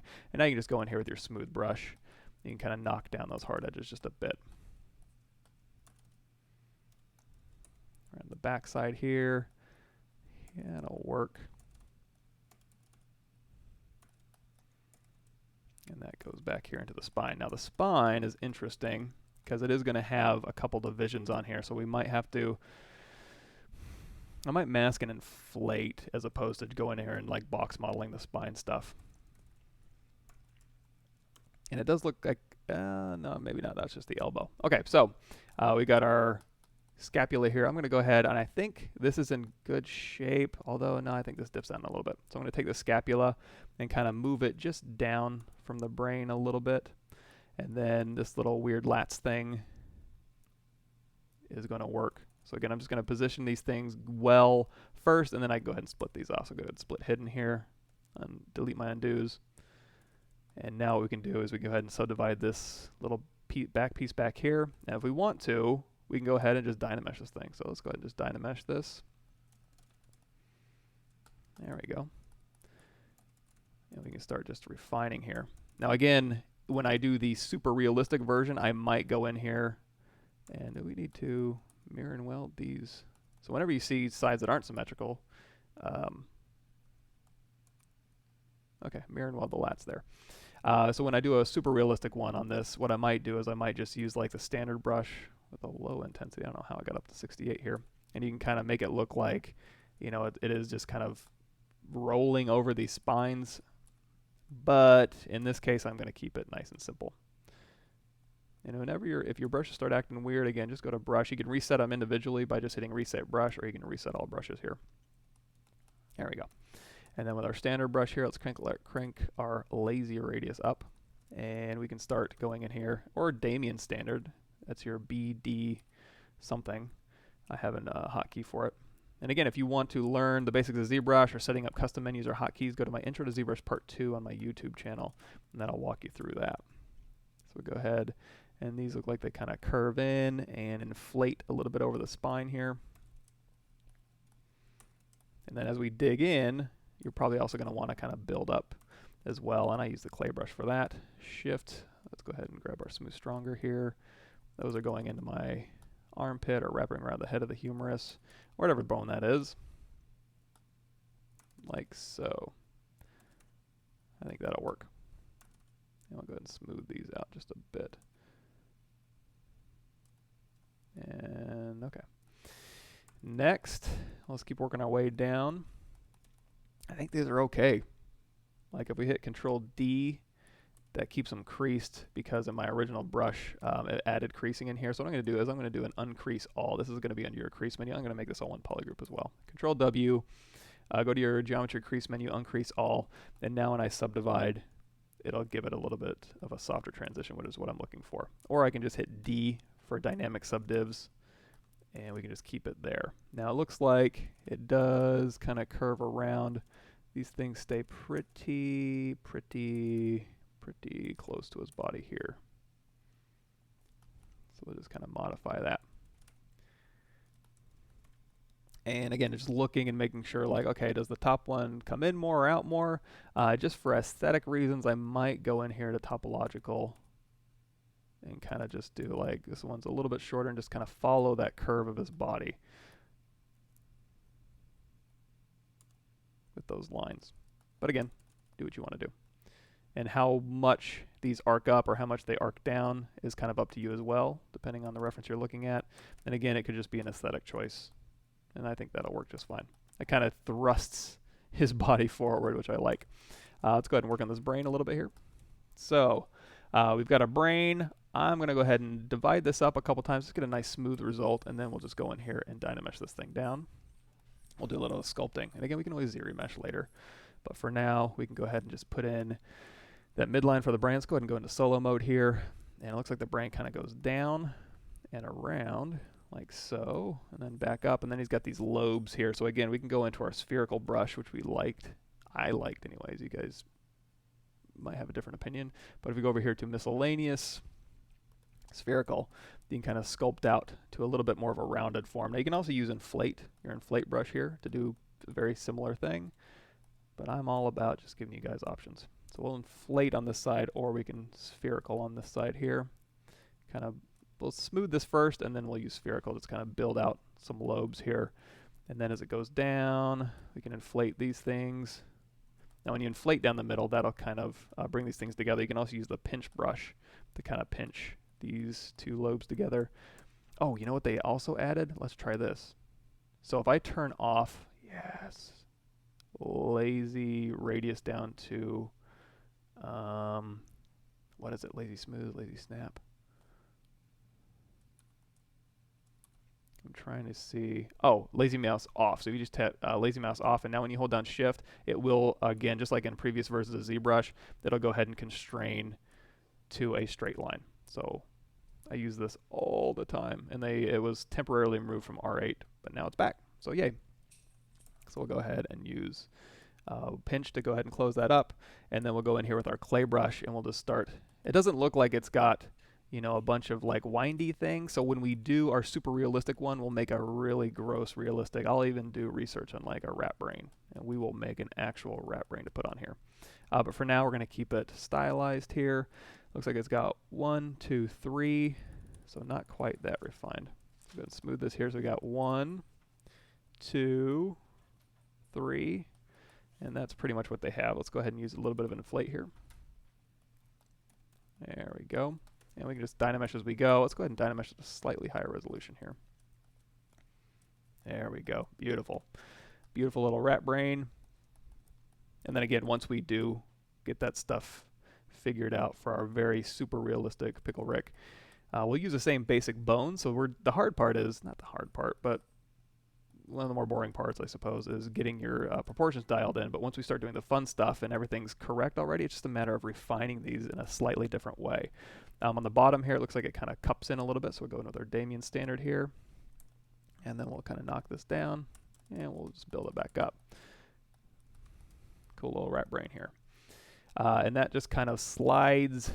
It kind of fits on his back here. Now, if we do want to match the curvature of this brain to this back of his head here, what we can do is hold down shift, shoot that brain to the top, alt tap the body, duplicate, shoot that to the top, move it below the brain, make that subtractive, and then when we merge these things down and control drag, that's going to cut that shape of the body out of the brain so that we can just kind of, you know, that'll just kind of sit there. And then we can also go in here with our trim dynamic. So now when we bring his body back, it'll see, okay, yeah, we're just sitting right on top of that brain here. It's a little bit of a bevel there. And it doesn't look like it's interpenetrating with his body, which is good. If this is a little bit thick, we can kind of thin that down and kind of move this in just a little bit.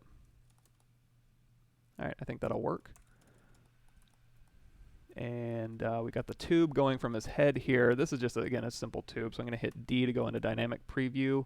I don't like that curve, so what I'm going to do is I'm going to spend a little bit more time on that. I'm going to go to solo mode here. I'm going to Shift D to get out of that mode. We're going to hold down Control Shift, and we're going to delete hidden. And now I'm going to go in here with my Zmodeler brush, and I'm going to go to Close, Convex Hole. And we'll just put a little hole right there. I'm going to isolate that, make it one polygroup, and then just like we did before with the ribs, Q Mesh, Polygroup All, hold down Control to pop off a copy, and now we're just going to give this thing a curve inwards. And now we can go back here to delete, flat island, delete, delete, bridge, two holes here to here. And that'll just give us that nice curve in. We can hit Control W. And now we can go ahead and go to our crease menu under geometry, drop your crease tolerance down, and that'll just go ahead and crease those two, so that'll keep them nice and crispy on the edges there. And this version of Pickle Rick is going to be just a lot of organic sculpting here, which isn't a bad thing. There's nothing wrong with that. But when we get into his hard surface stuff, like his little laser beam arm over the shoulder cannon and his gauntlets and stuff, that'll be a little bit more hard edge Zmodeler. So stick around for that if that interests you more. And also where it goes into his head, it does look like in some of these things, it does give a little bit of an indication of where this thing comes in. Now, it's not symmetrical, so turn off X, and you can go ahead and build this in. Now, this is the kind of detail I would probably do later, but we can go ahead and indicate a little bit, you know, where that kind of plugs into his head a little bit there. So go ahead and go back into X Symmetry here. And let's go ahead and refine this one a little bit more. So now that we got that basic shape, I'm going to go ahead and Dynamesh that down a little bit, turn off blur, or sorry, subdivide that a little bit, and then we'll just go ahead and Dynamesh this. Again, we can Z-remesh this later, not a big deal. I'm just kind of going in here and starting to add a little bit more functionality. Now it does look like the arm sits just right along that body, so we can use our cut trick again, our subtractive Boolean Dynamesh here. And if you haven't checked out the live Booleans in ZBrush, definitely do that in 4R8. Go to my YouTube channel and go to the What's New in 4R8, and that'll walk you through all the new stuff in 4R8, and live Booleans is a cool thing. So let's go ahead and slice that up a little bit here. So I'm going to hold down Shift, shoot that to the top, duplicate the body, shoot that to the top, drop it down, take this one, make that subtractive, merge it down, cut it out, and now this will be a little bit more accurate. And then we can just go ahead and put in that little trim dynamic here. You can do the same thing for the arm as well. So if we take this arm, duplicate it, shoot it to the top. Let's go ahead and subdivide this thing. Now if I subdivide it right now, it's going to just kind of do that. Let's go ahead and go again back to our geometry crease menu. We'll crease that up, divide this up, and then we'll use that as our subtractive mesh here. So subtractive, merge this one down, cut that out, and now you know that's going to go straight through. Now before I do that, let's go ahead and isolate that, mask it, and we'll just push that straight back through here. But let's turn on LSIM first.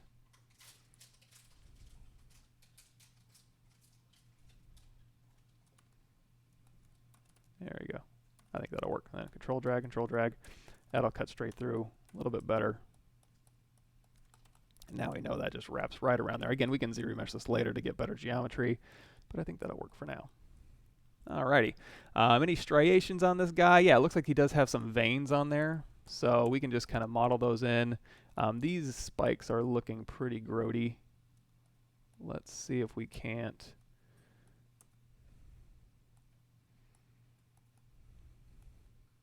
fix these a little bit. Let's go ahead and Z-remesh these half with our adaptive size down to 0.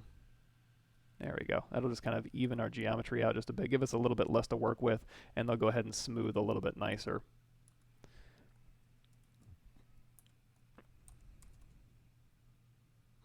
So when in doubt, just zero remesh, and that gives you a little bit less to work with. And I'm trying to see, I guess, you know, these things actually come, they follow the curvature of the, they almost look like ribs poking through a little bit. So I'm going to go ahead and follow this one here and put those a little bit closer. But they do move around, so they're not, are they attached to his body? It looks like they just kind of hook over his body here. So, okay, we can do that. I'll put those a little bit closer here. And a little bit further down. And a little bit more. You can hold down Alt and reposition this gizmo and then just kind of pull these in here. So this one's a little bit weird to finagle here. And also it looks like they're a little bit deflated. So go to your deformation menu. Oops. Or you can just smooth. Let's go to smooth stronger. Turn that Z intensity way down. And we can just kind of smooth those out a little bit. Something like that. That's a little bit of a tough one here. Looks like his arms are hunched over a little bit, so I'm going to go ahead and knock his shoulders back. Give him more of a, like he's standing up a little bit more.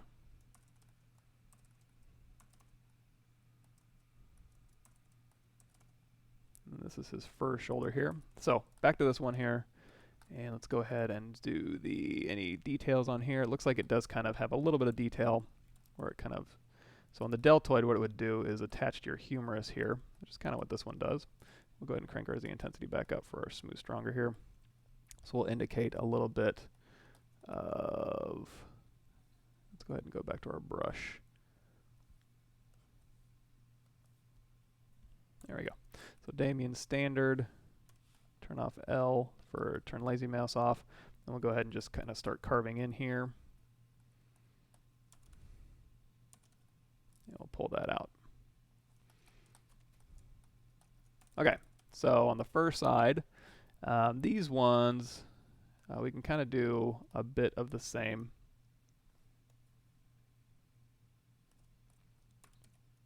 As far as how it fits over the arm here. So we'll go ahead and take this one again. We'll duplicate this off. And then we'll go ahead and crease, divide, drop it down below. And then we'll just merge these ones down, subtract those out. And this one I'm just going to, so when I duplicated this off, I should have just pulled all these ones straight through. So let's go ahead and do that. Hit W. And we'll just push these straight back here. And then we'll also crease these ones. Okay. And we can hit D to dynamically subdivide that. Okay, so we've got this one here. And I'm just going to use the clay brush on this one here.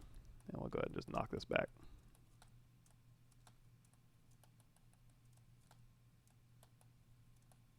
Good enough. And then on the first side again, we can just kind of give indications of where this fur is going to go. So we're going to use our Damien standard. We're just going to kind of divide this thing up. Let's raise our resolution just a bit on this side. Smooth stronger. And we're going to round this out just a bit. You go in there with your clay brush if you want. There we go.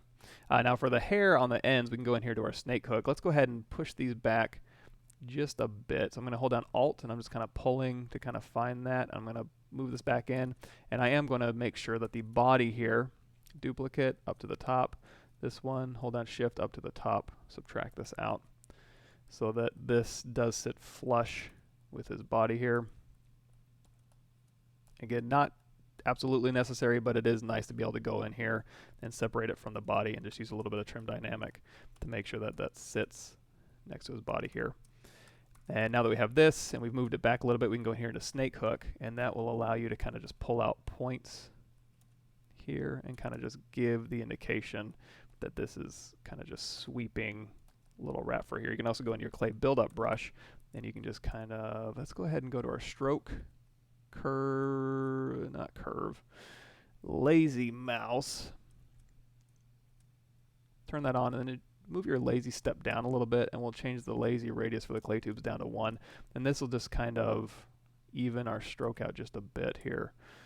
Lazy radius of 1, stroke, lazy step. Just keep moving that down, and that'll kind of put those, it's basically taking that rectangle alpha and dragging along the surface. If you keep moving that lazy step down, it'll just, again, smooth out your surface a little bit. So now you can kind of go in here and just indicate the direction of the fur, and then you can hold down Shift. Let's drop the resolution just a tiny bit. Make it a little bit more responsive here, and then smooth stronger. Did I turn lazy mouse off for that? There we go.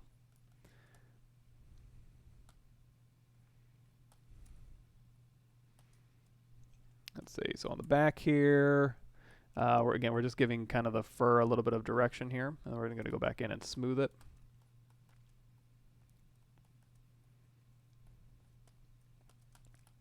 And then we can go in with our Damien standard and go through here and kind of, let's go ahead and turn on lazy radius up just a bit for the Damien standard here. And we can start indicating the fur. So again, this is going to be more of just a sculpted, stylized fur. When we do our realistic render of this guy, it'll be probably fiber mesh will be an easy one. Or if we wanted to take this into a game engine, what we could do is use hair cards. So we could generate those in Zbrush as well, and then we would UV those and then apply just a texture to that. I mean, you can use actual hair curves in game engines now, but we'll go ahead and keep it simple. So I'm going to hold down Alt with our Damien standard, and that's going to kind of, and we can also go back in there with our snake hook, and we can just pull out, again, these points, smooth, Damien standard, just re-dynamesh as needed, and then you can hold down Alt and you can kind of build up along here just to kind of differentiate these hairs, and then go back in here. So we're kind of building up ridges for the helix of that fur.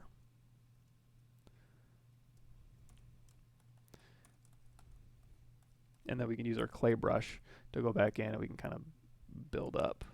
So here, here, here.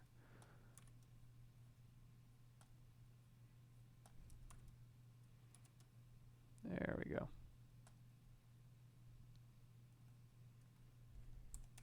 And then again, clay brush here, Damien standard. Standard brush even if you want to, and then again with our standard brush we'll crank the lazy radius up. And then down again. Something like that. So that'll be some general fur here, and we can also go back into our snake hook, and we can just, from along the side here, it looks like as the forms turn, and you know, this doesn't have to be the direction of the fur either. It kind of looks like, you know, it kind of gets changed a little bit, so we can start here, and it's easy enough to fix. You can just go in here with your clay buildup, and instead of going just along the side, we can kind of start splashing this back a little bit. So this will be more of the direction of our fur here. And then as it wraps around the body here and back around and down, you can also go in here with your snake hook and just kind of start breaking that silhouette just a bit.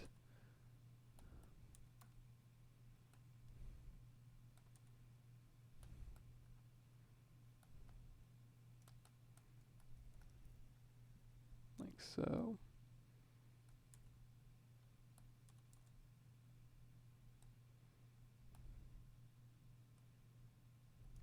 Alrighty, and then just a very light smooth, because we do want to maintain a bit of that, and then go to Dynamesh as well, just to get some new geometry here, and then go back in with our Damien standard.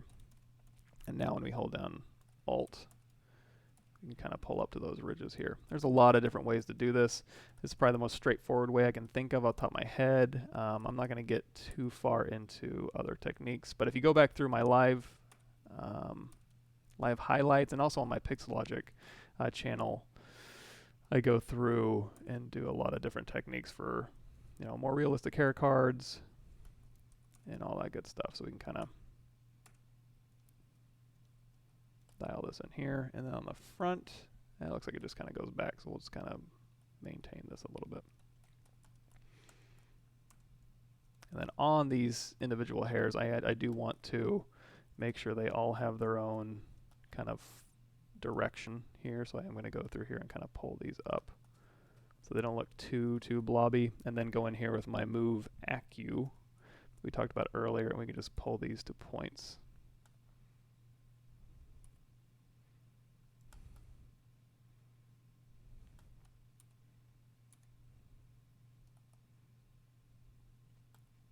And you can see there when we kind of finish these up, you can go in here and do smaller ones. So you can go through here with your Move Acu and just kind of grab a few little ones here and there.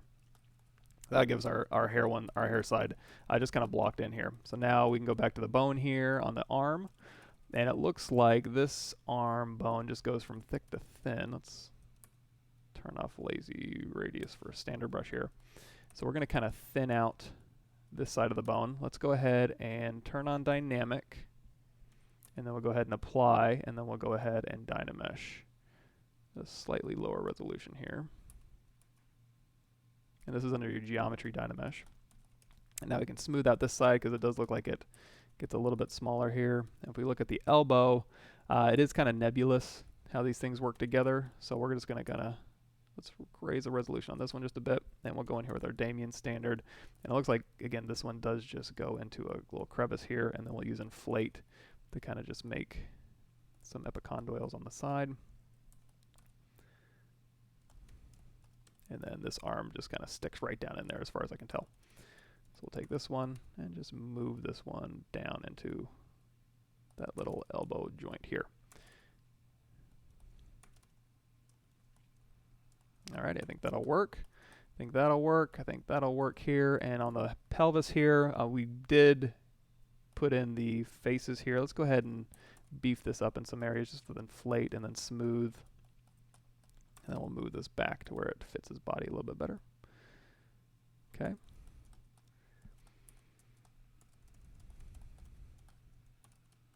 And for his eyeballs, you know what? I'm going to keep his eyeballs just geometry here, but we can go through, and I do want to maintain his lower res geo. So I don't want to change that too much, but I'll go ahead and hold down Alt and just reposition this in the center of his eye. And we can kind of just move those out just a little bit here.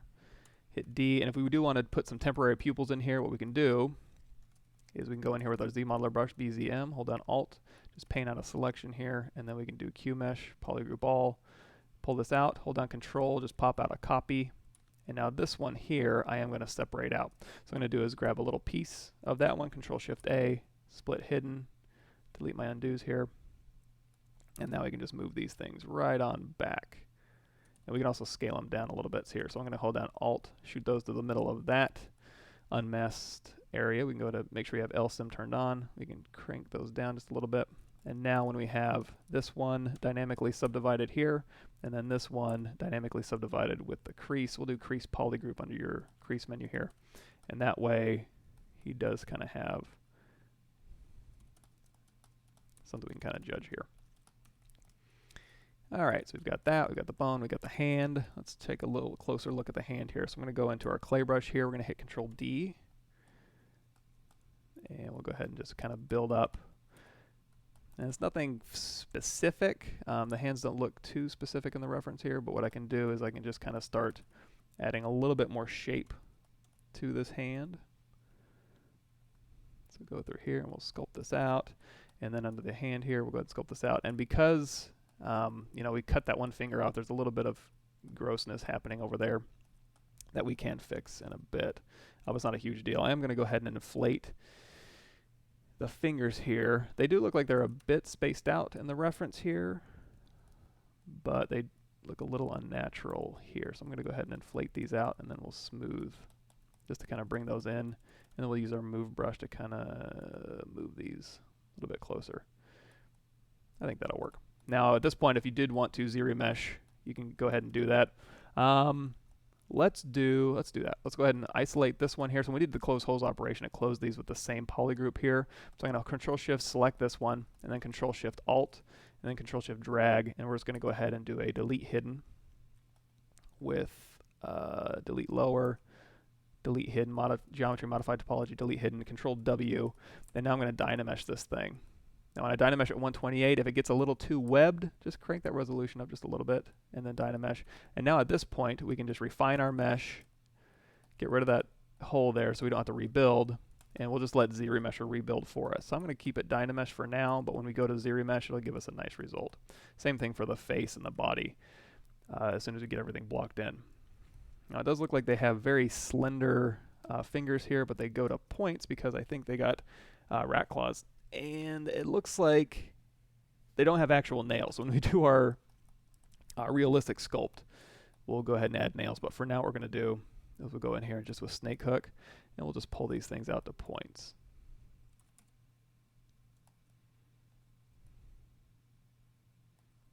There we go. And this finger's kind of bugging me. So what I'm going to do is go into my mask lasso here, Control tap, and we will just use our move brush to kind of straighten that out a bit.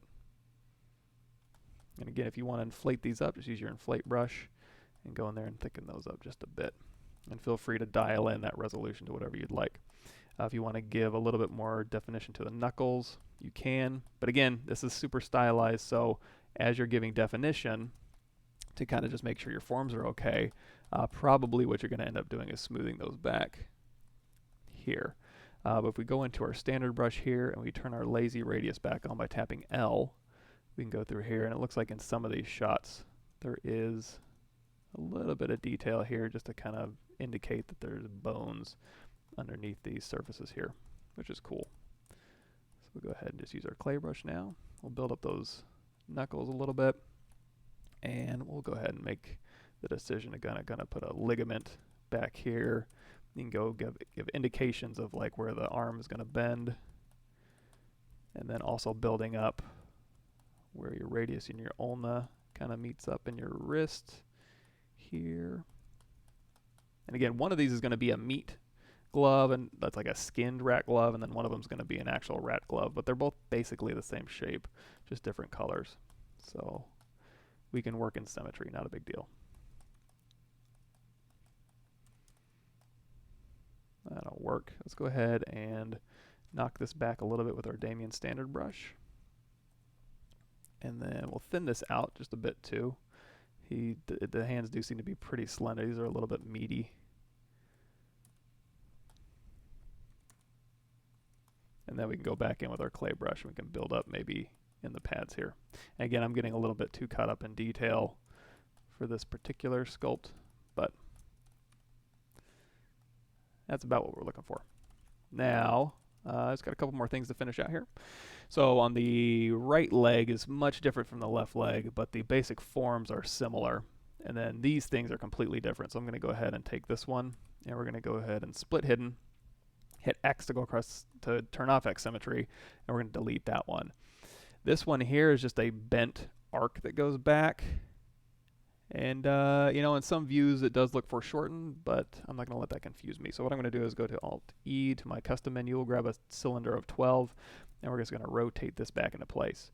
So instead of trying to finagle a box into here, I'm going to use a cylinder, which makes a little bit more sense, because we can position the cylinder to give us that curvature that we want, and then we can go through here and scale that back, like so. And now we're just going to take the part of the cylinder that we want. So if I hold down Control-Shift, and go to select lasso, we can hold down Alt, and we can just drag over this thing, and we can get rid of these bits of the cylinder that we don't want. So we basically just want this shape here, kind of goes back through and curves back to about here. So we'll go ahead and delete hidden. Uh-oh, looks like on that side we forgot an end cap over there. Not a big deal, we'll fix that. So we'll go ahead and delete hidden, and then W, I'm just going to pull straight across here, and we're going to thin this out just a bit. If you want to snap to it, I'm going to hit Y, and I'm going to snap from this point to this point. That goes back to our old transpose, and now I can just hold down Shift and move it across here. And then we can hit Y to go back into gizmo mode. There we go. Move this into place. Goes from the knee here to the ankle, like so, and we can give this a little bit of thickness here. So we'll go to our Zmodeler brush, Q-Mesh, Polygroup All, and just pull this forward, and that'll give us that curve here. Now if you want to change that a bit, just go in here with your move brush and move that into place. Something like that. It also goes thick to thin, it looks like, a little bit. So I'm going to take these points and kind of flare them out just a bit, and then as it tapers to the back, these will get just a tiny bit thinner. Now if I want to smooth these out, I'm going to go over here into solo mode here, and I'm going to go to my crease. So under your geometry crease menu, you can crease this up, hit dynamic, and it looks like I missed some, so you can just manually go through here and just be like, okay, hover over an edge, crease that edge, hit D, and you could dial in the number a little bit better as well, and that'll kind of, or you know what, you can also do crease polygroup. That'll get most of it for you. Now with this one, you're going to see when you have dynamic turned on, you can go in here to your smooth subdivs. For you guys, it'll be under your geometry menu, dynamic. You can change your smooth subdivisions up, and that'll give you a nice smooth result, but those creases are really killer. They're like super, super sharp, which is pretty unrealistic looking, even for a stylized model. So what I'm going to do is change the smooth subdiv to 4, and then under the crease mean, I'm going to change the crease level down to 3. So what that's basically going to do is crease up to subdivision level 3, and then uncrease all, so you can kind of just dial in a little bit of bevel on those. And of course, if you drop that crease level to 2, it's going to make that result even softer. So what we can do is crease level of 3, smooth subdiv of 4, and now if these corners are getting, you know what, let's do a crease level of 2, smooth subdiv of 4. And it's like, okay, that's fine on the edges, but these corners are getting too rounded. That's where you would go in here with your Zmodeler brush and do insert single edge loop, and you can just kind of tighten up those corners just a little bit by adding a control loop there. There we go. And again, this is a preview mesh. So we got the thigh here. Let's go ahead and separate those out. Here. And did I not split that out? Hold on. All right. Well, we need another cylinder in here. It'll be easy to make, but let's go work on the thighs first. I'm going to take these thighs here, isolate them, Control-Shift-Tap them, and I'm going to go ahead and split hidden. And we'll start working on the thighs. So the thighs are different, just like the shoulders. There's one first side and one meat side, but they're both about the same shape. So I'm going to start with, you know, let's just make this easy. Let's go ahead and turn off blur. Let's turn on Dynamesh here. Let's just start sculpting. So I'm going to go ahead and sculpt this up. We're going to inflate that, smooth it out, Dynamesh as we go, and just kind of move around. And I'm just looking for kind of both sides, like where his butt. Okay, here's a good one of his butt. So yoink.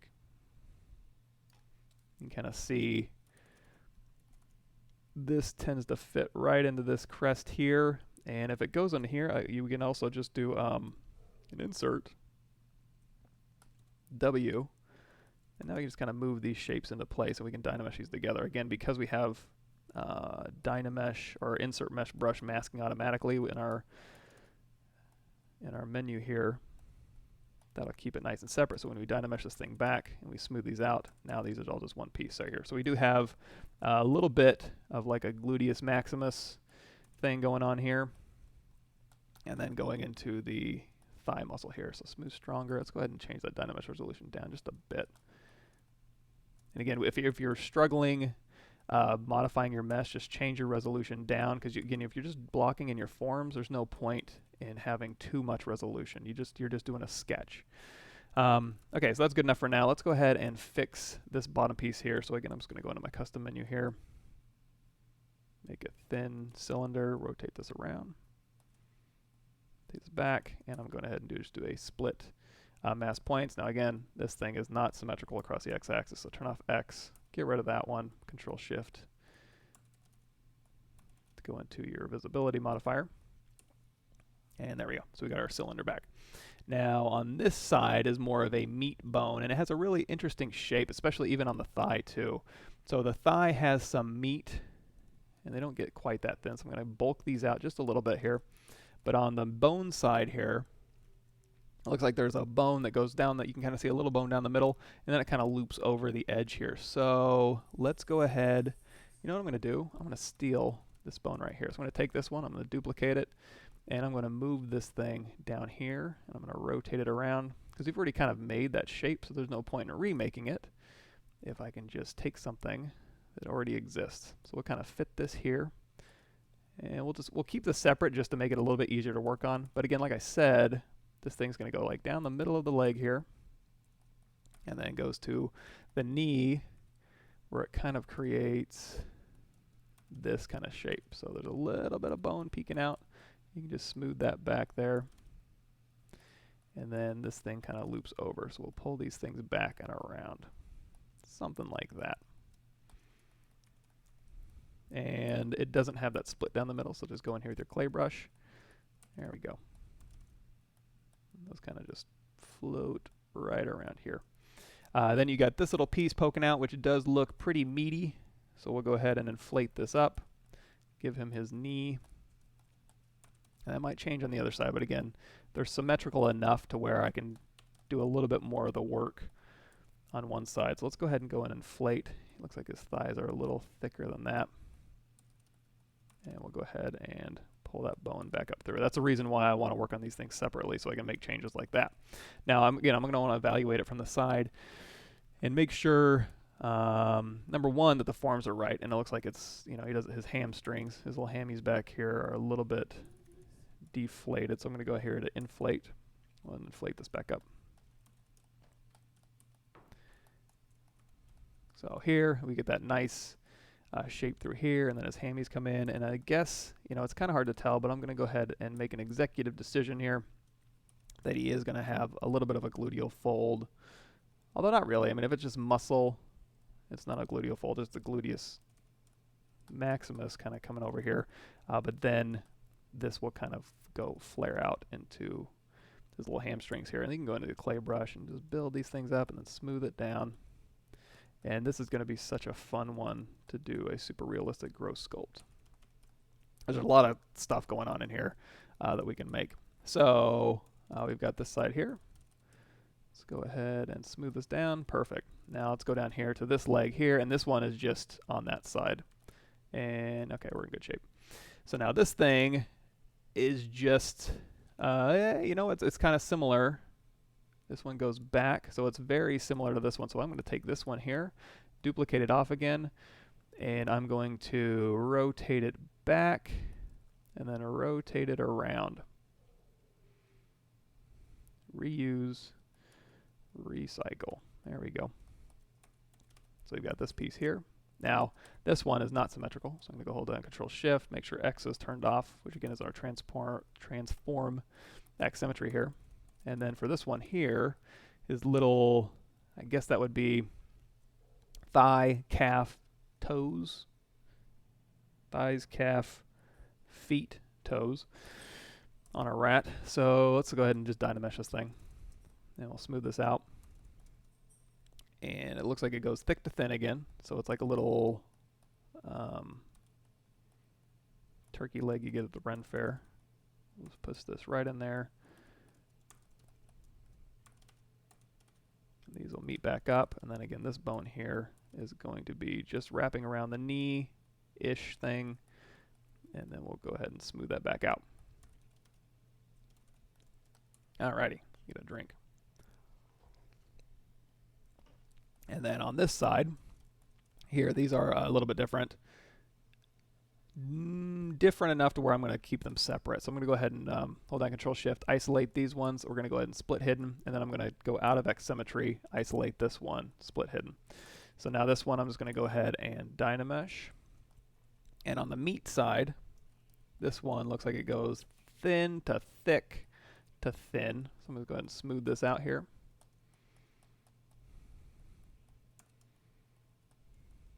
There we go.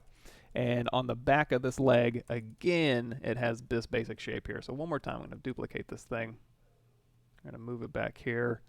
And yeah, it's to the front.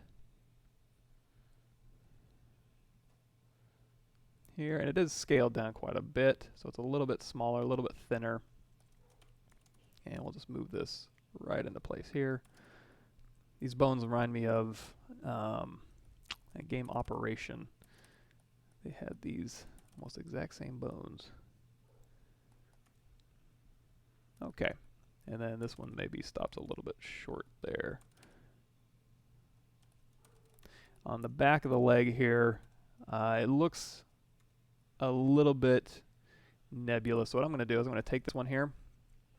Let's go into solo mode, and I'm just going to build this up. So we're going to clay build up brush, or the clay tubes, doesn't really matter which one. And I'm going to turn off lazy mouse here. I'm just going to kind of build this straight back, Dynamesh this. There we go. Because it looks like on the back it kind of does something like this. Something for this leg to tuck into, and something for this part of the leg to tuck into. Thin, thick, thin. Let's thin that down just a bit. There we go. Now on this side, it just goes from thick to thin, and this one just goes into the rat foot. And he has rat feet on both sides, which is cool. So I'm going to do that one first. So I got his rat feet here, and those are just a really basic shape of... Let's turn off, make sure perspective turns off. Again, I'm just going to just immediately jump right into Dynamesh, just a little bit easier to work. And then we'll go ahead and clip his bottom of his feet here, because they do have a flat bottom here. We can Dynamesh this up. Let's raise that resolution just a tiny bit. There we go. So now I'm going to add some spheres. We'll do a sphere. Doesn't really matter which size, because we're going to just Dynamesh it later anyway. I'm going to reset this, and I'm just going to squash these things so they're a little bit thinner, and then move them down. Temporarily, I'm going to work on these separately, so I'm going to go ahead and split mass points. I'm going to Dynamesh these. They inherited the Dynamesh from the foot, so I don't need to worry about that. And then I can just go through here, and I can clip these toes back, and I can also scooch them out. So they look something like this. Now, when I go to Z-remesh these things, I do want to have the toes separate, just so they don't kind of get glued together. If I Dynamesh them and they're too close, they will get glued together. So I'm going to have to think about this.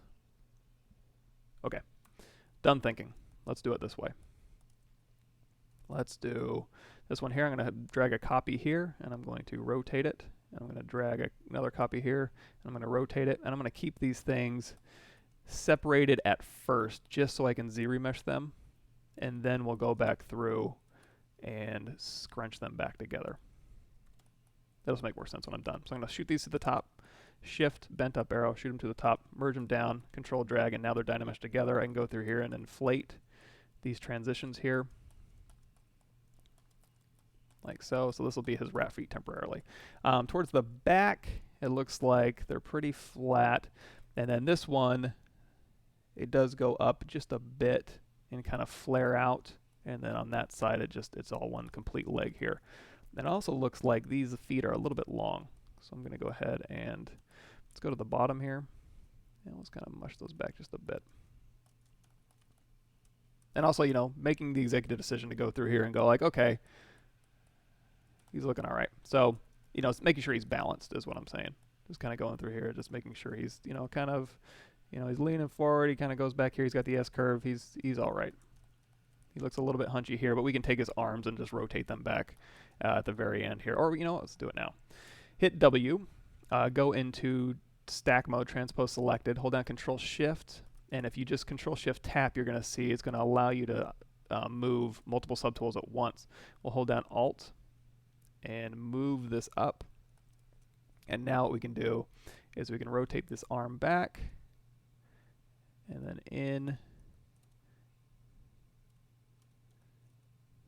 and then maybe out like so. There we go. So then we can turn the stack off, and now we just moved all of the subtools at once, and they should be in good shape. So I think it looks a little bit better. And we got the foot here. Let's see. Okay, so we got the feet, and I do want to, I mean, that's basically what it looks like. But I want to Z-remesh these things so I can move those toes back together, yet also keep them separately. So what I'm going to do, let's go ahead and move these out just a bit. I'm going in here with H polish, and it's just a very flat bottom of the foot. I do want to kind of round them out just a little bit though, just to get a nice little bit of a rounder take on these toes. I'm going to go in here with my trim dynamic. And we'll round that out. These transitions back here, his feet do kind of flare out in some of these, so I'm going to just make this transition a little bit more natural. Let's go into solo mode here.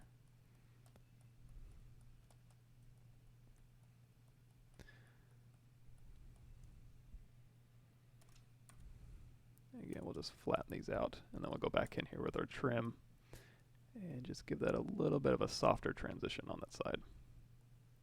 Smooth, smooth, smooth, and move. Alrighty. So we've got these shapes here. When I go to Dynamesh this all the way up the leg, that's going to be a different mesh. This one's not going to be. So at this point, I am going to go ahead. No, let's do this first. No. Let me think. I can Z-remesh those together. I can get a little bit fancy. Let's get a little bit fancy. Let's go ahead and Z-remesh this right now. So what I'm going to do is I'm going to take this one. I'm going to duplicate it off. So it's at the very top here. I'm going to duplicate this one off so I don't lose my original.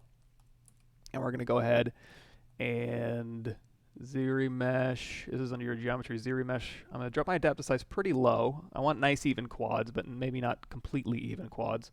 And then drop my target polygon count here to 5. And we'll just Z-remesh this thing.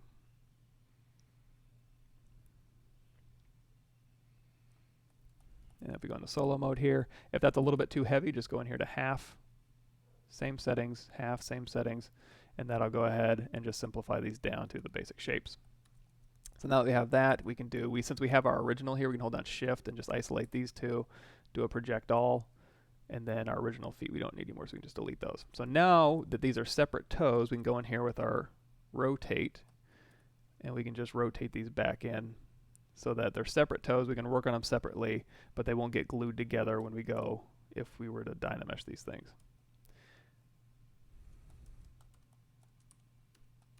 Now we can hit D for dynamic preview, and we can go through here now, and we can use maybe Inflate along the tops here to kind of bulge these things out, and along the front, something like that. Alrighty. Go to solo mode here.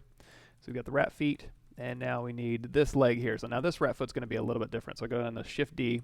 I can modify this now to where I can go and I can just use Zmodeler to kind of go through here, just grab some more topology through here.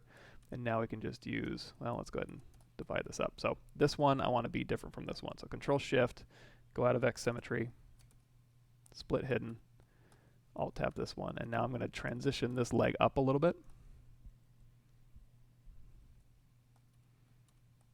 In fact, you know what we can do? Just like we did, I'm hitting F to frame. I can take a piece of this. Let's go ahead and duplicate this, and we'll rotate this like so. And that's just going to shoot right at the leg here. So now we can bridge these things together. So I'm going to shoot this one to the top. Shoot this one to the top, merge them down. That's under your subtool merge. And we'll go ahead and bridge these two. Let's move this back just a little bit. So Control Shift A, mask, invert that mask, and we'll just move this back here.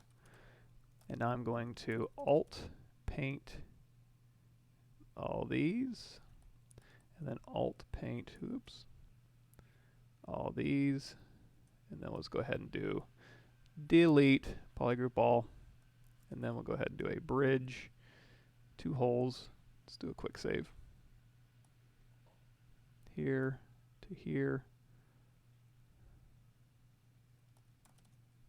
And now we can just smooth that transition out. If we want to, we can go in here now to insert single edge loop. We can add a little bit more resolution in here. And now we can go through here and build this up. Now, of course, on this side, the leg isn't going to go up that high. And the only reason I'm doing this is because I want to keep those toes separately, so I'm working a little bit more with the geometry than I tend to. Usually what I'll do is just dynamesh, Z-remesh, call it a day. But now that we have that, we can hold down Control Shift. How far up does it go? Kind of just to about, let's grab our select lasso here, to about here. And let's go ahead and do a delete hidden. And I suppose we can also go in here. Instead of doing a close convex hole, which is going to do a polarized cap, what we can do is just do a concave hole, and that'll just give us a little bit more geometry to work with. If you want to clean this up a little bit, you can go in here with like collapse edge and also say delete edge, and then you can just kind of get rid of some of this triangulation. Make it a little bit nicer to sculpt on here.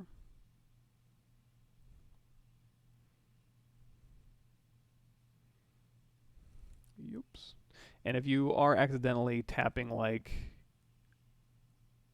edges that you don't want to, or you just want to do on face operations, you can go in here and you say like, oh, on a point, do nothing. And that way you won't accidentally do something on a point.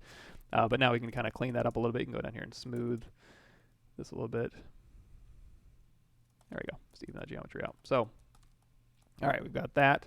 We can go through here and we can use our move brush with transparency. I'm going to go ahead and mask this, invert that, smooth that mask out a little bit, and just get a big move brush, and we'll just wrangle this into place a bit. And it does look like this is getting a little bit thick on this particular side. So I'm going to smooth this down just a bit. I'm going to take this bottom bone and just move that in, so we're not forcing this foot to be too fat at the bottom. There we go. And then smooth this.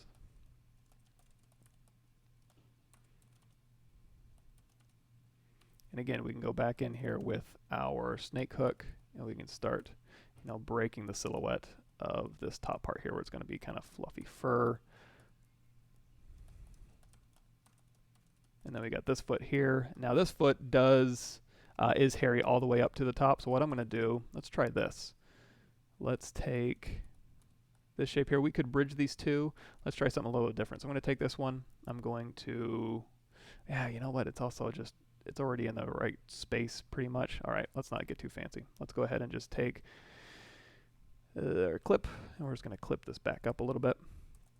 And we're going to take this one, do Shift D, and then we'll just bridge these two together, just much like we did the other one. So go into solo mode here. I'm going to make a hole.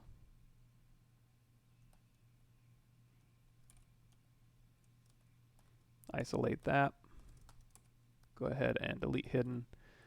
And now we can go through here. Let's go ahead and bridge these two. Now in order to bridge these two, I need a hole here. So I'm going to grab this one, invert it, and delete hidden. And now we can bridge these two separate parts. Now, this isn't going to be beautiful geometry, but we can use Z-remesher to make it beautiful. So I'm going to grab this one and this one, merge them together.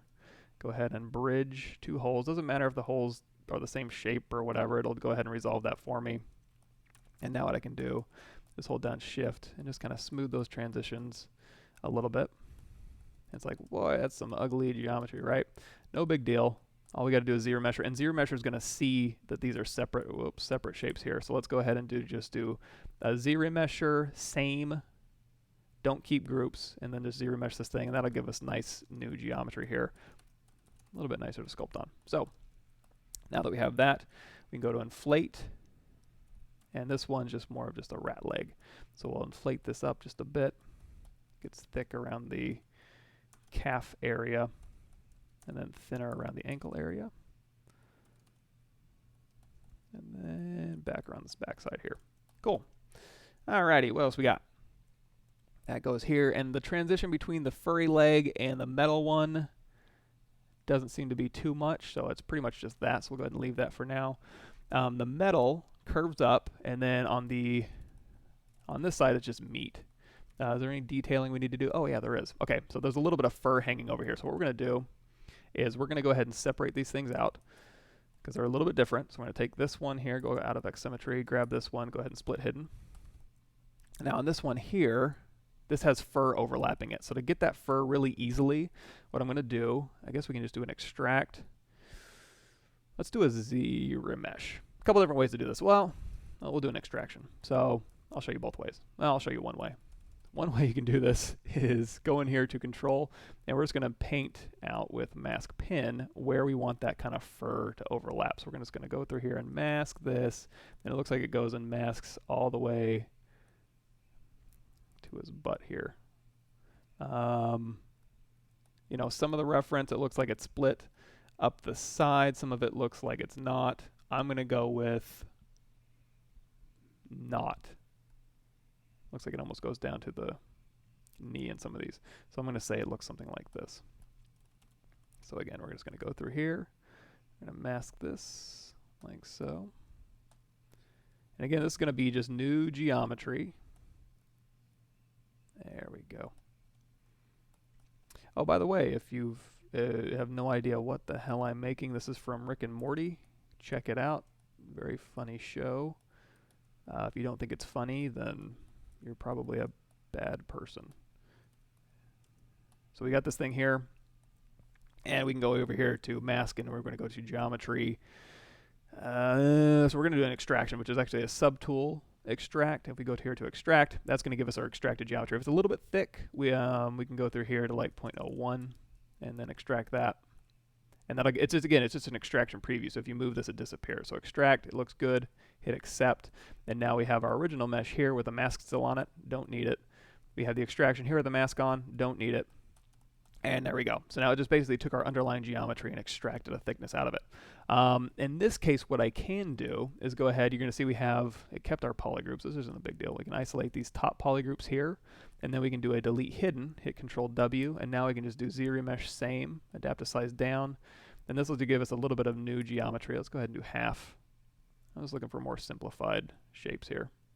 That'll work. Perfect. Okay, so we got our hairy leg here, and now I can just Q-mesh this in for the thickness. So I can go in here to Q-mesh polygroup all, or if you want to make sure it's not going to do anything weird, just go to extrude polygroup all. Q-mesh has some built-in functionality. You're going to see it kind of gives you that inverted look. Just go to display properties, flip. There we go. And now we've got our fur on there. You can increase polygroup so when you subdivide, it doesn't smooth it out, but honestly, I think subdivided or non-creased is probably our best bet. So you can kind of have this fur overlapping here. Okay, so we got the fur leg here, and then on this side, there's something a little bit interesting going on. Oh, we forgot a screw here. Okay, so we can go to brush, insert, BI, and is it a Phillips head? Is it a flat head? Oh, I don't have a good shot of it. All right. Let's go ahead and go Phillips. So we're going to go here to industrial parts, machine parts, clothing, model toolkit. I guess the model toolkit has one. The industrial parts also has them. Here's a Phillips type 01 and 02. Let's go with 01, and we can go ahead and just drag that out here, and we're going to go ahead and split mask points. So here's the screw that's poking out. Now this screw does leave the body quite a bit, so we're going to have to do a little bit of modeling on here. So we're going to take this one, and we're going to go into solo mode here. And on the back, you're going to see we have a handy dandy circle in here. So what I'm going to do is Alt, tap over this one, Alt drag, Alt paint, inset, polygroup, all region,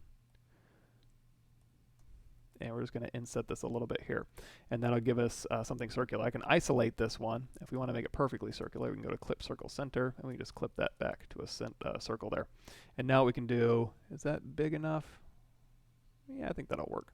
So now we're going to do a Q-mesh polygroup all, and we'll just pull this back. Now I don't need to do threading or anything like that. I think that'll work just fine. So now what I'm going to do is go to geometry crease, drag our crease tolerance down, hit D, and now that will have a little stick sticking out. I think that'll work just fine. Okay, so we've got the screw on that side. It's about the right size. And then on this side, again, like I said, we had something interesting going on. So this is more, it looks like it's got a pin and a cylinder and two bars that connect them. And those might be screws. No, they're not screws. They're just kind of round things. So let's make that real quick. Let's go to our trusty insert primitive menu. For you guys, it'll be just BI insert primitive, and you just grab one of those cylinders there.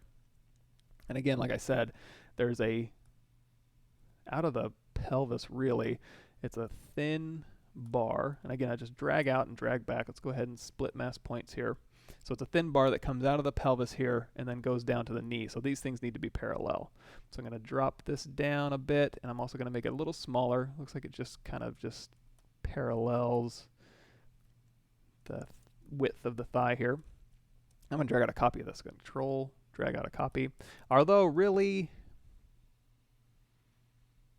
if I'm changing the size of it and stuff, what I tend to do instead of working with different subtools is just duplicate it off. And then I don't have to control drag, I can just drag it out because I am going to be making some changes to this. Now this one is a little bit thicker on this end, so what I can do is I can go through here and I can do group by normals in your polygroup menu, and then you can go here to your Q-mesh polygroup all, and then just hold down shift and then just pull along that surface normal there. That'll kind of thicken that up. And same thing with this one. If you want to go through here and group by normals and you want to make it thinner, just start Q-meshing it and hold down shift and then just pull along that surface normal.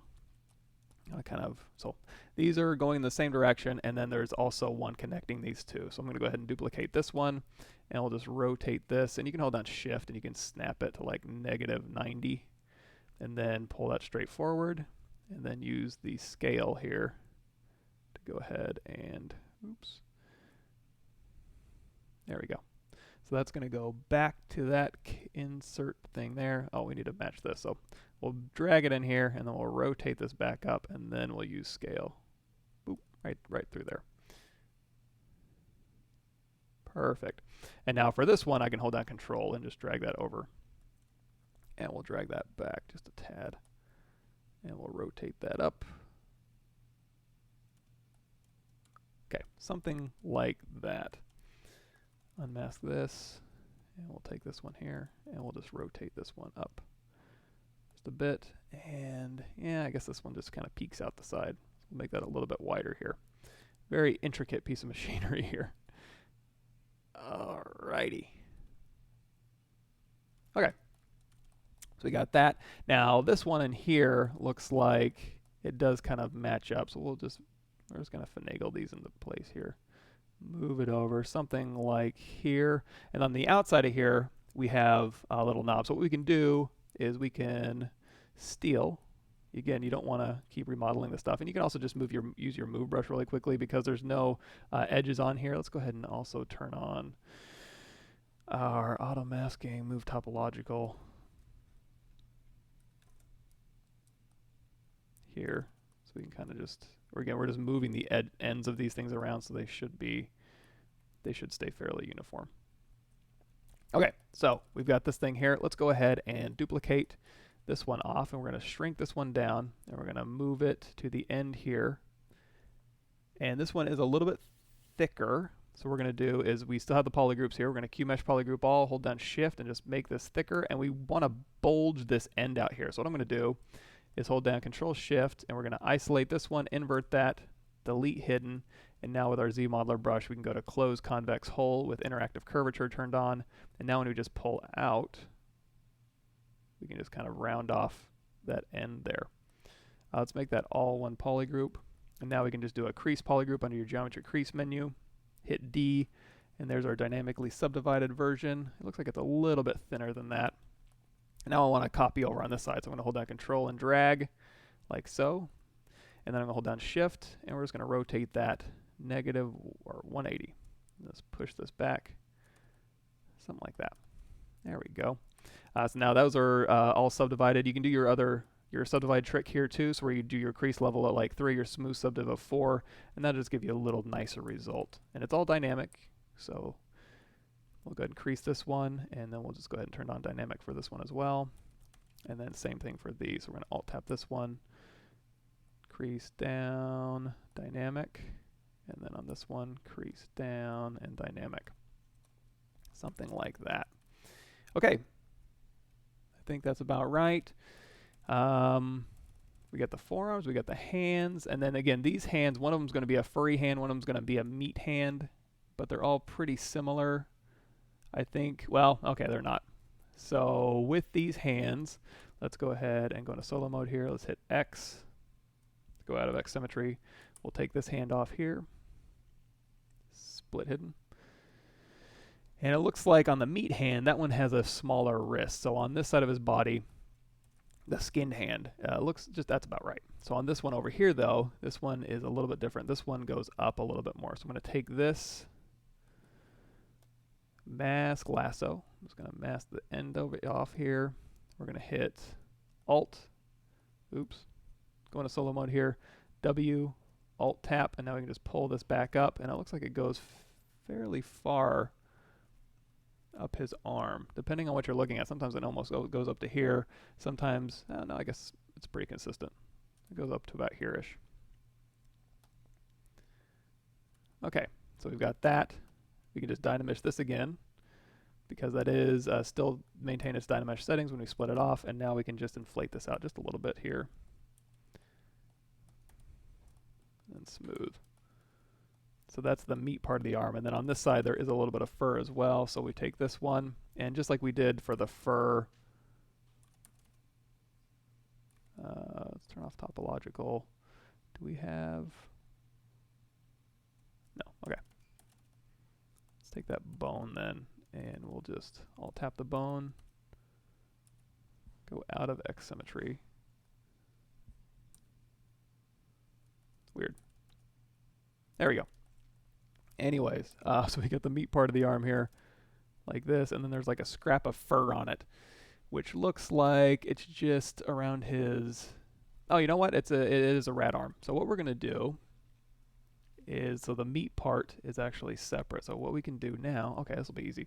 We're going to go here. We're going to go to Slice Curve. We're going to hit Control W, make sure this is all one polygroup. We're going to slice right through here, and then we're going to turn groups on and Dynamesh again. What that's going to do is just make this its own separate piece, and now we can do a split hidden.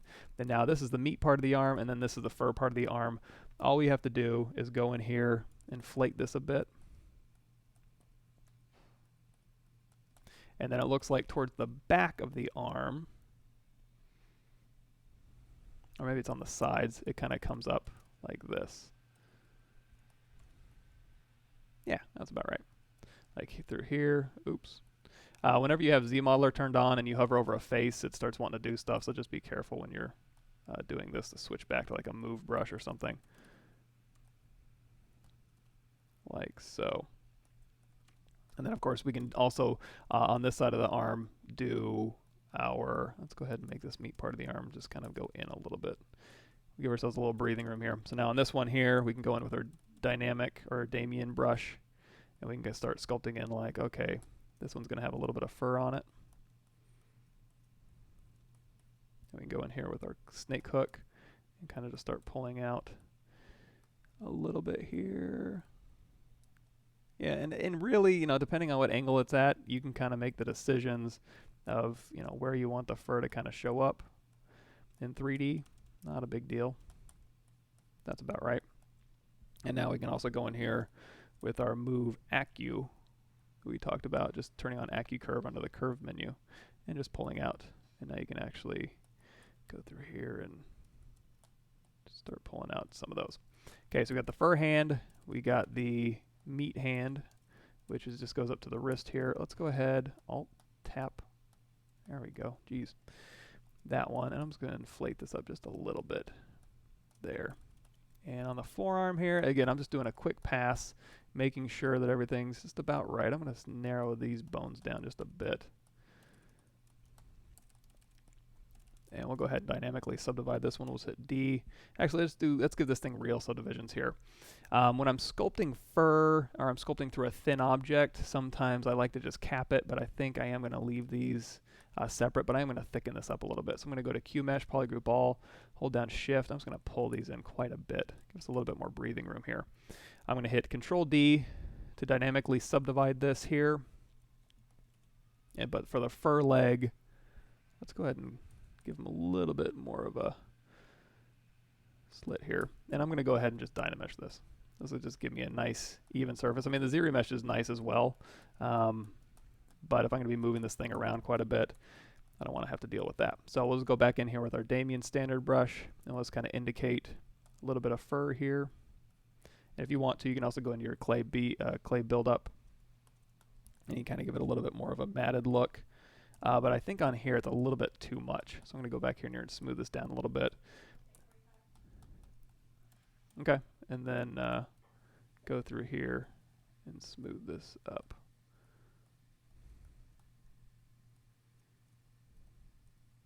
So we'll kind of dig in first, and then we'll use Alt to kind of pull out here. Again, this is more kind of placeholder. We're just kind of getting this thing blocked out. So here we're going to dig in, and this will kind of wrap around.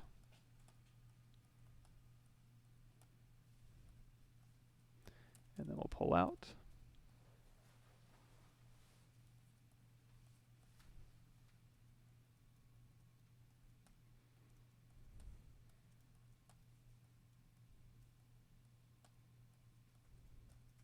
There we go, something like that. And then we'll just do a quick smooth. I don't want it to look like it's too crazy. And then we'll go back in here with our snake hook, and we'll just pull out some of these just to kind of break that silhouette just a bit.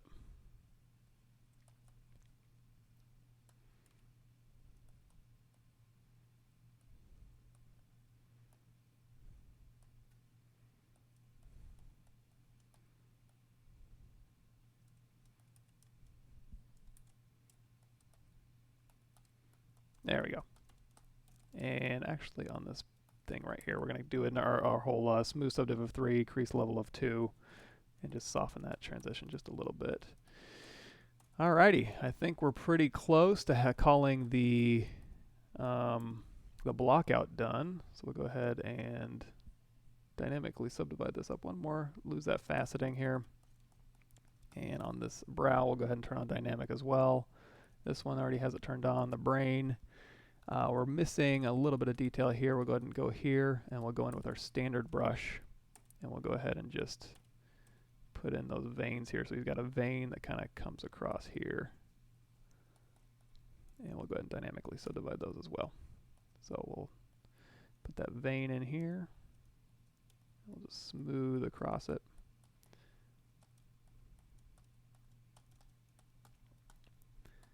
And I'm going to do a little bit of work here. So it bumps out where we had the curvature there when we had our curve brush.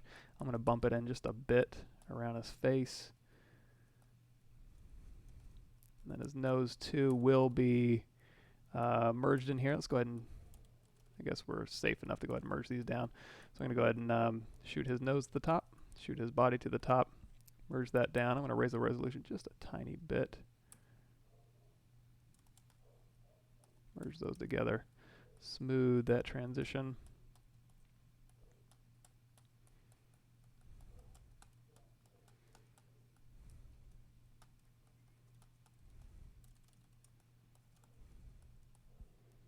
And let's inflate this just a little bit.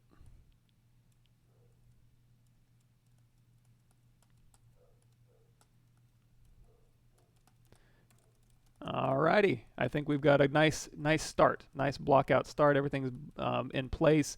Now it's just a matter of doing a little bit of detail work, getting everything figured out, and let's go ahead and dynamically. So let's do real divide, and now where this kind of comes up, just a really quick snake hook here. Good enough. Yeah, that'll work. This over just a little bit. And if this is too thin, it's kind of similar, but we go ahead and, because these are all different polygroups here, we can go through here, we can do QMesh polygroup all, and just hold down shift, and we can just thicken this up from either side.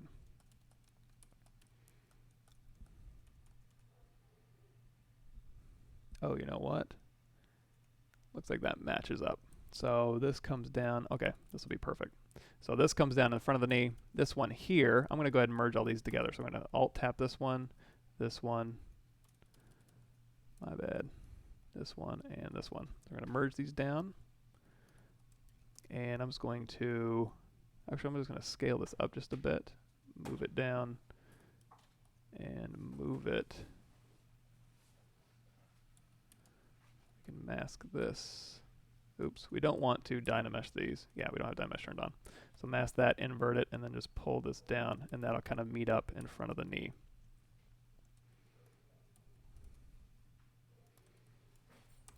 Bam. Okay. Let's go ahead and just do a quick BPR render here. Let's do a quick save. There we go. Got them all blocked out. I'm going to go ahead and go through the comments here and just do a quick recap. And if there's any questions to hear, I'll pick them up next time. I'm going to go ahead and start wrapping up my day here. But thanks for showing up, everybody. Hope that was worth it. And as we go through, and we'll just do another refine pass next time, and we can do a poly paint and do a really nice render of this guy and do that kind of stuff here. So cool. All right, everybody good? Check out my YouTube channel here. If you go to, just Google Pavlovich YouTube, and you can find all the last episodes of this stuff. And go to my Twitch channel, Pav Mike, and I will see you guys later.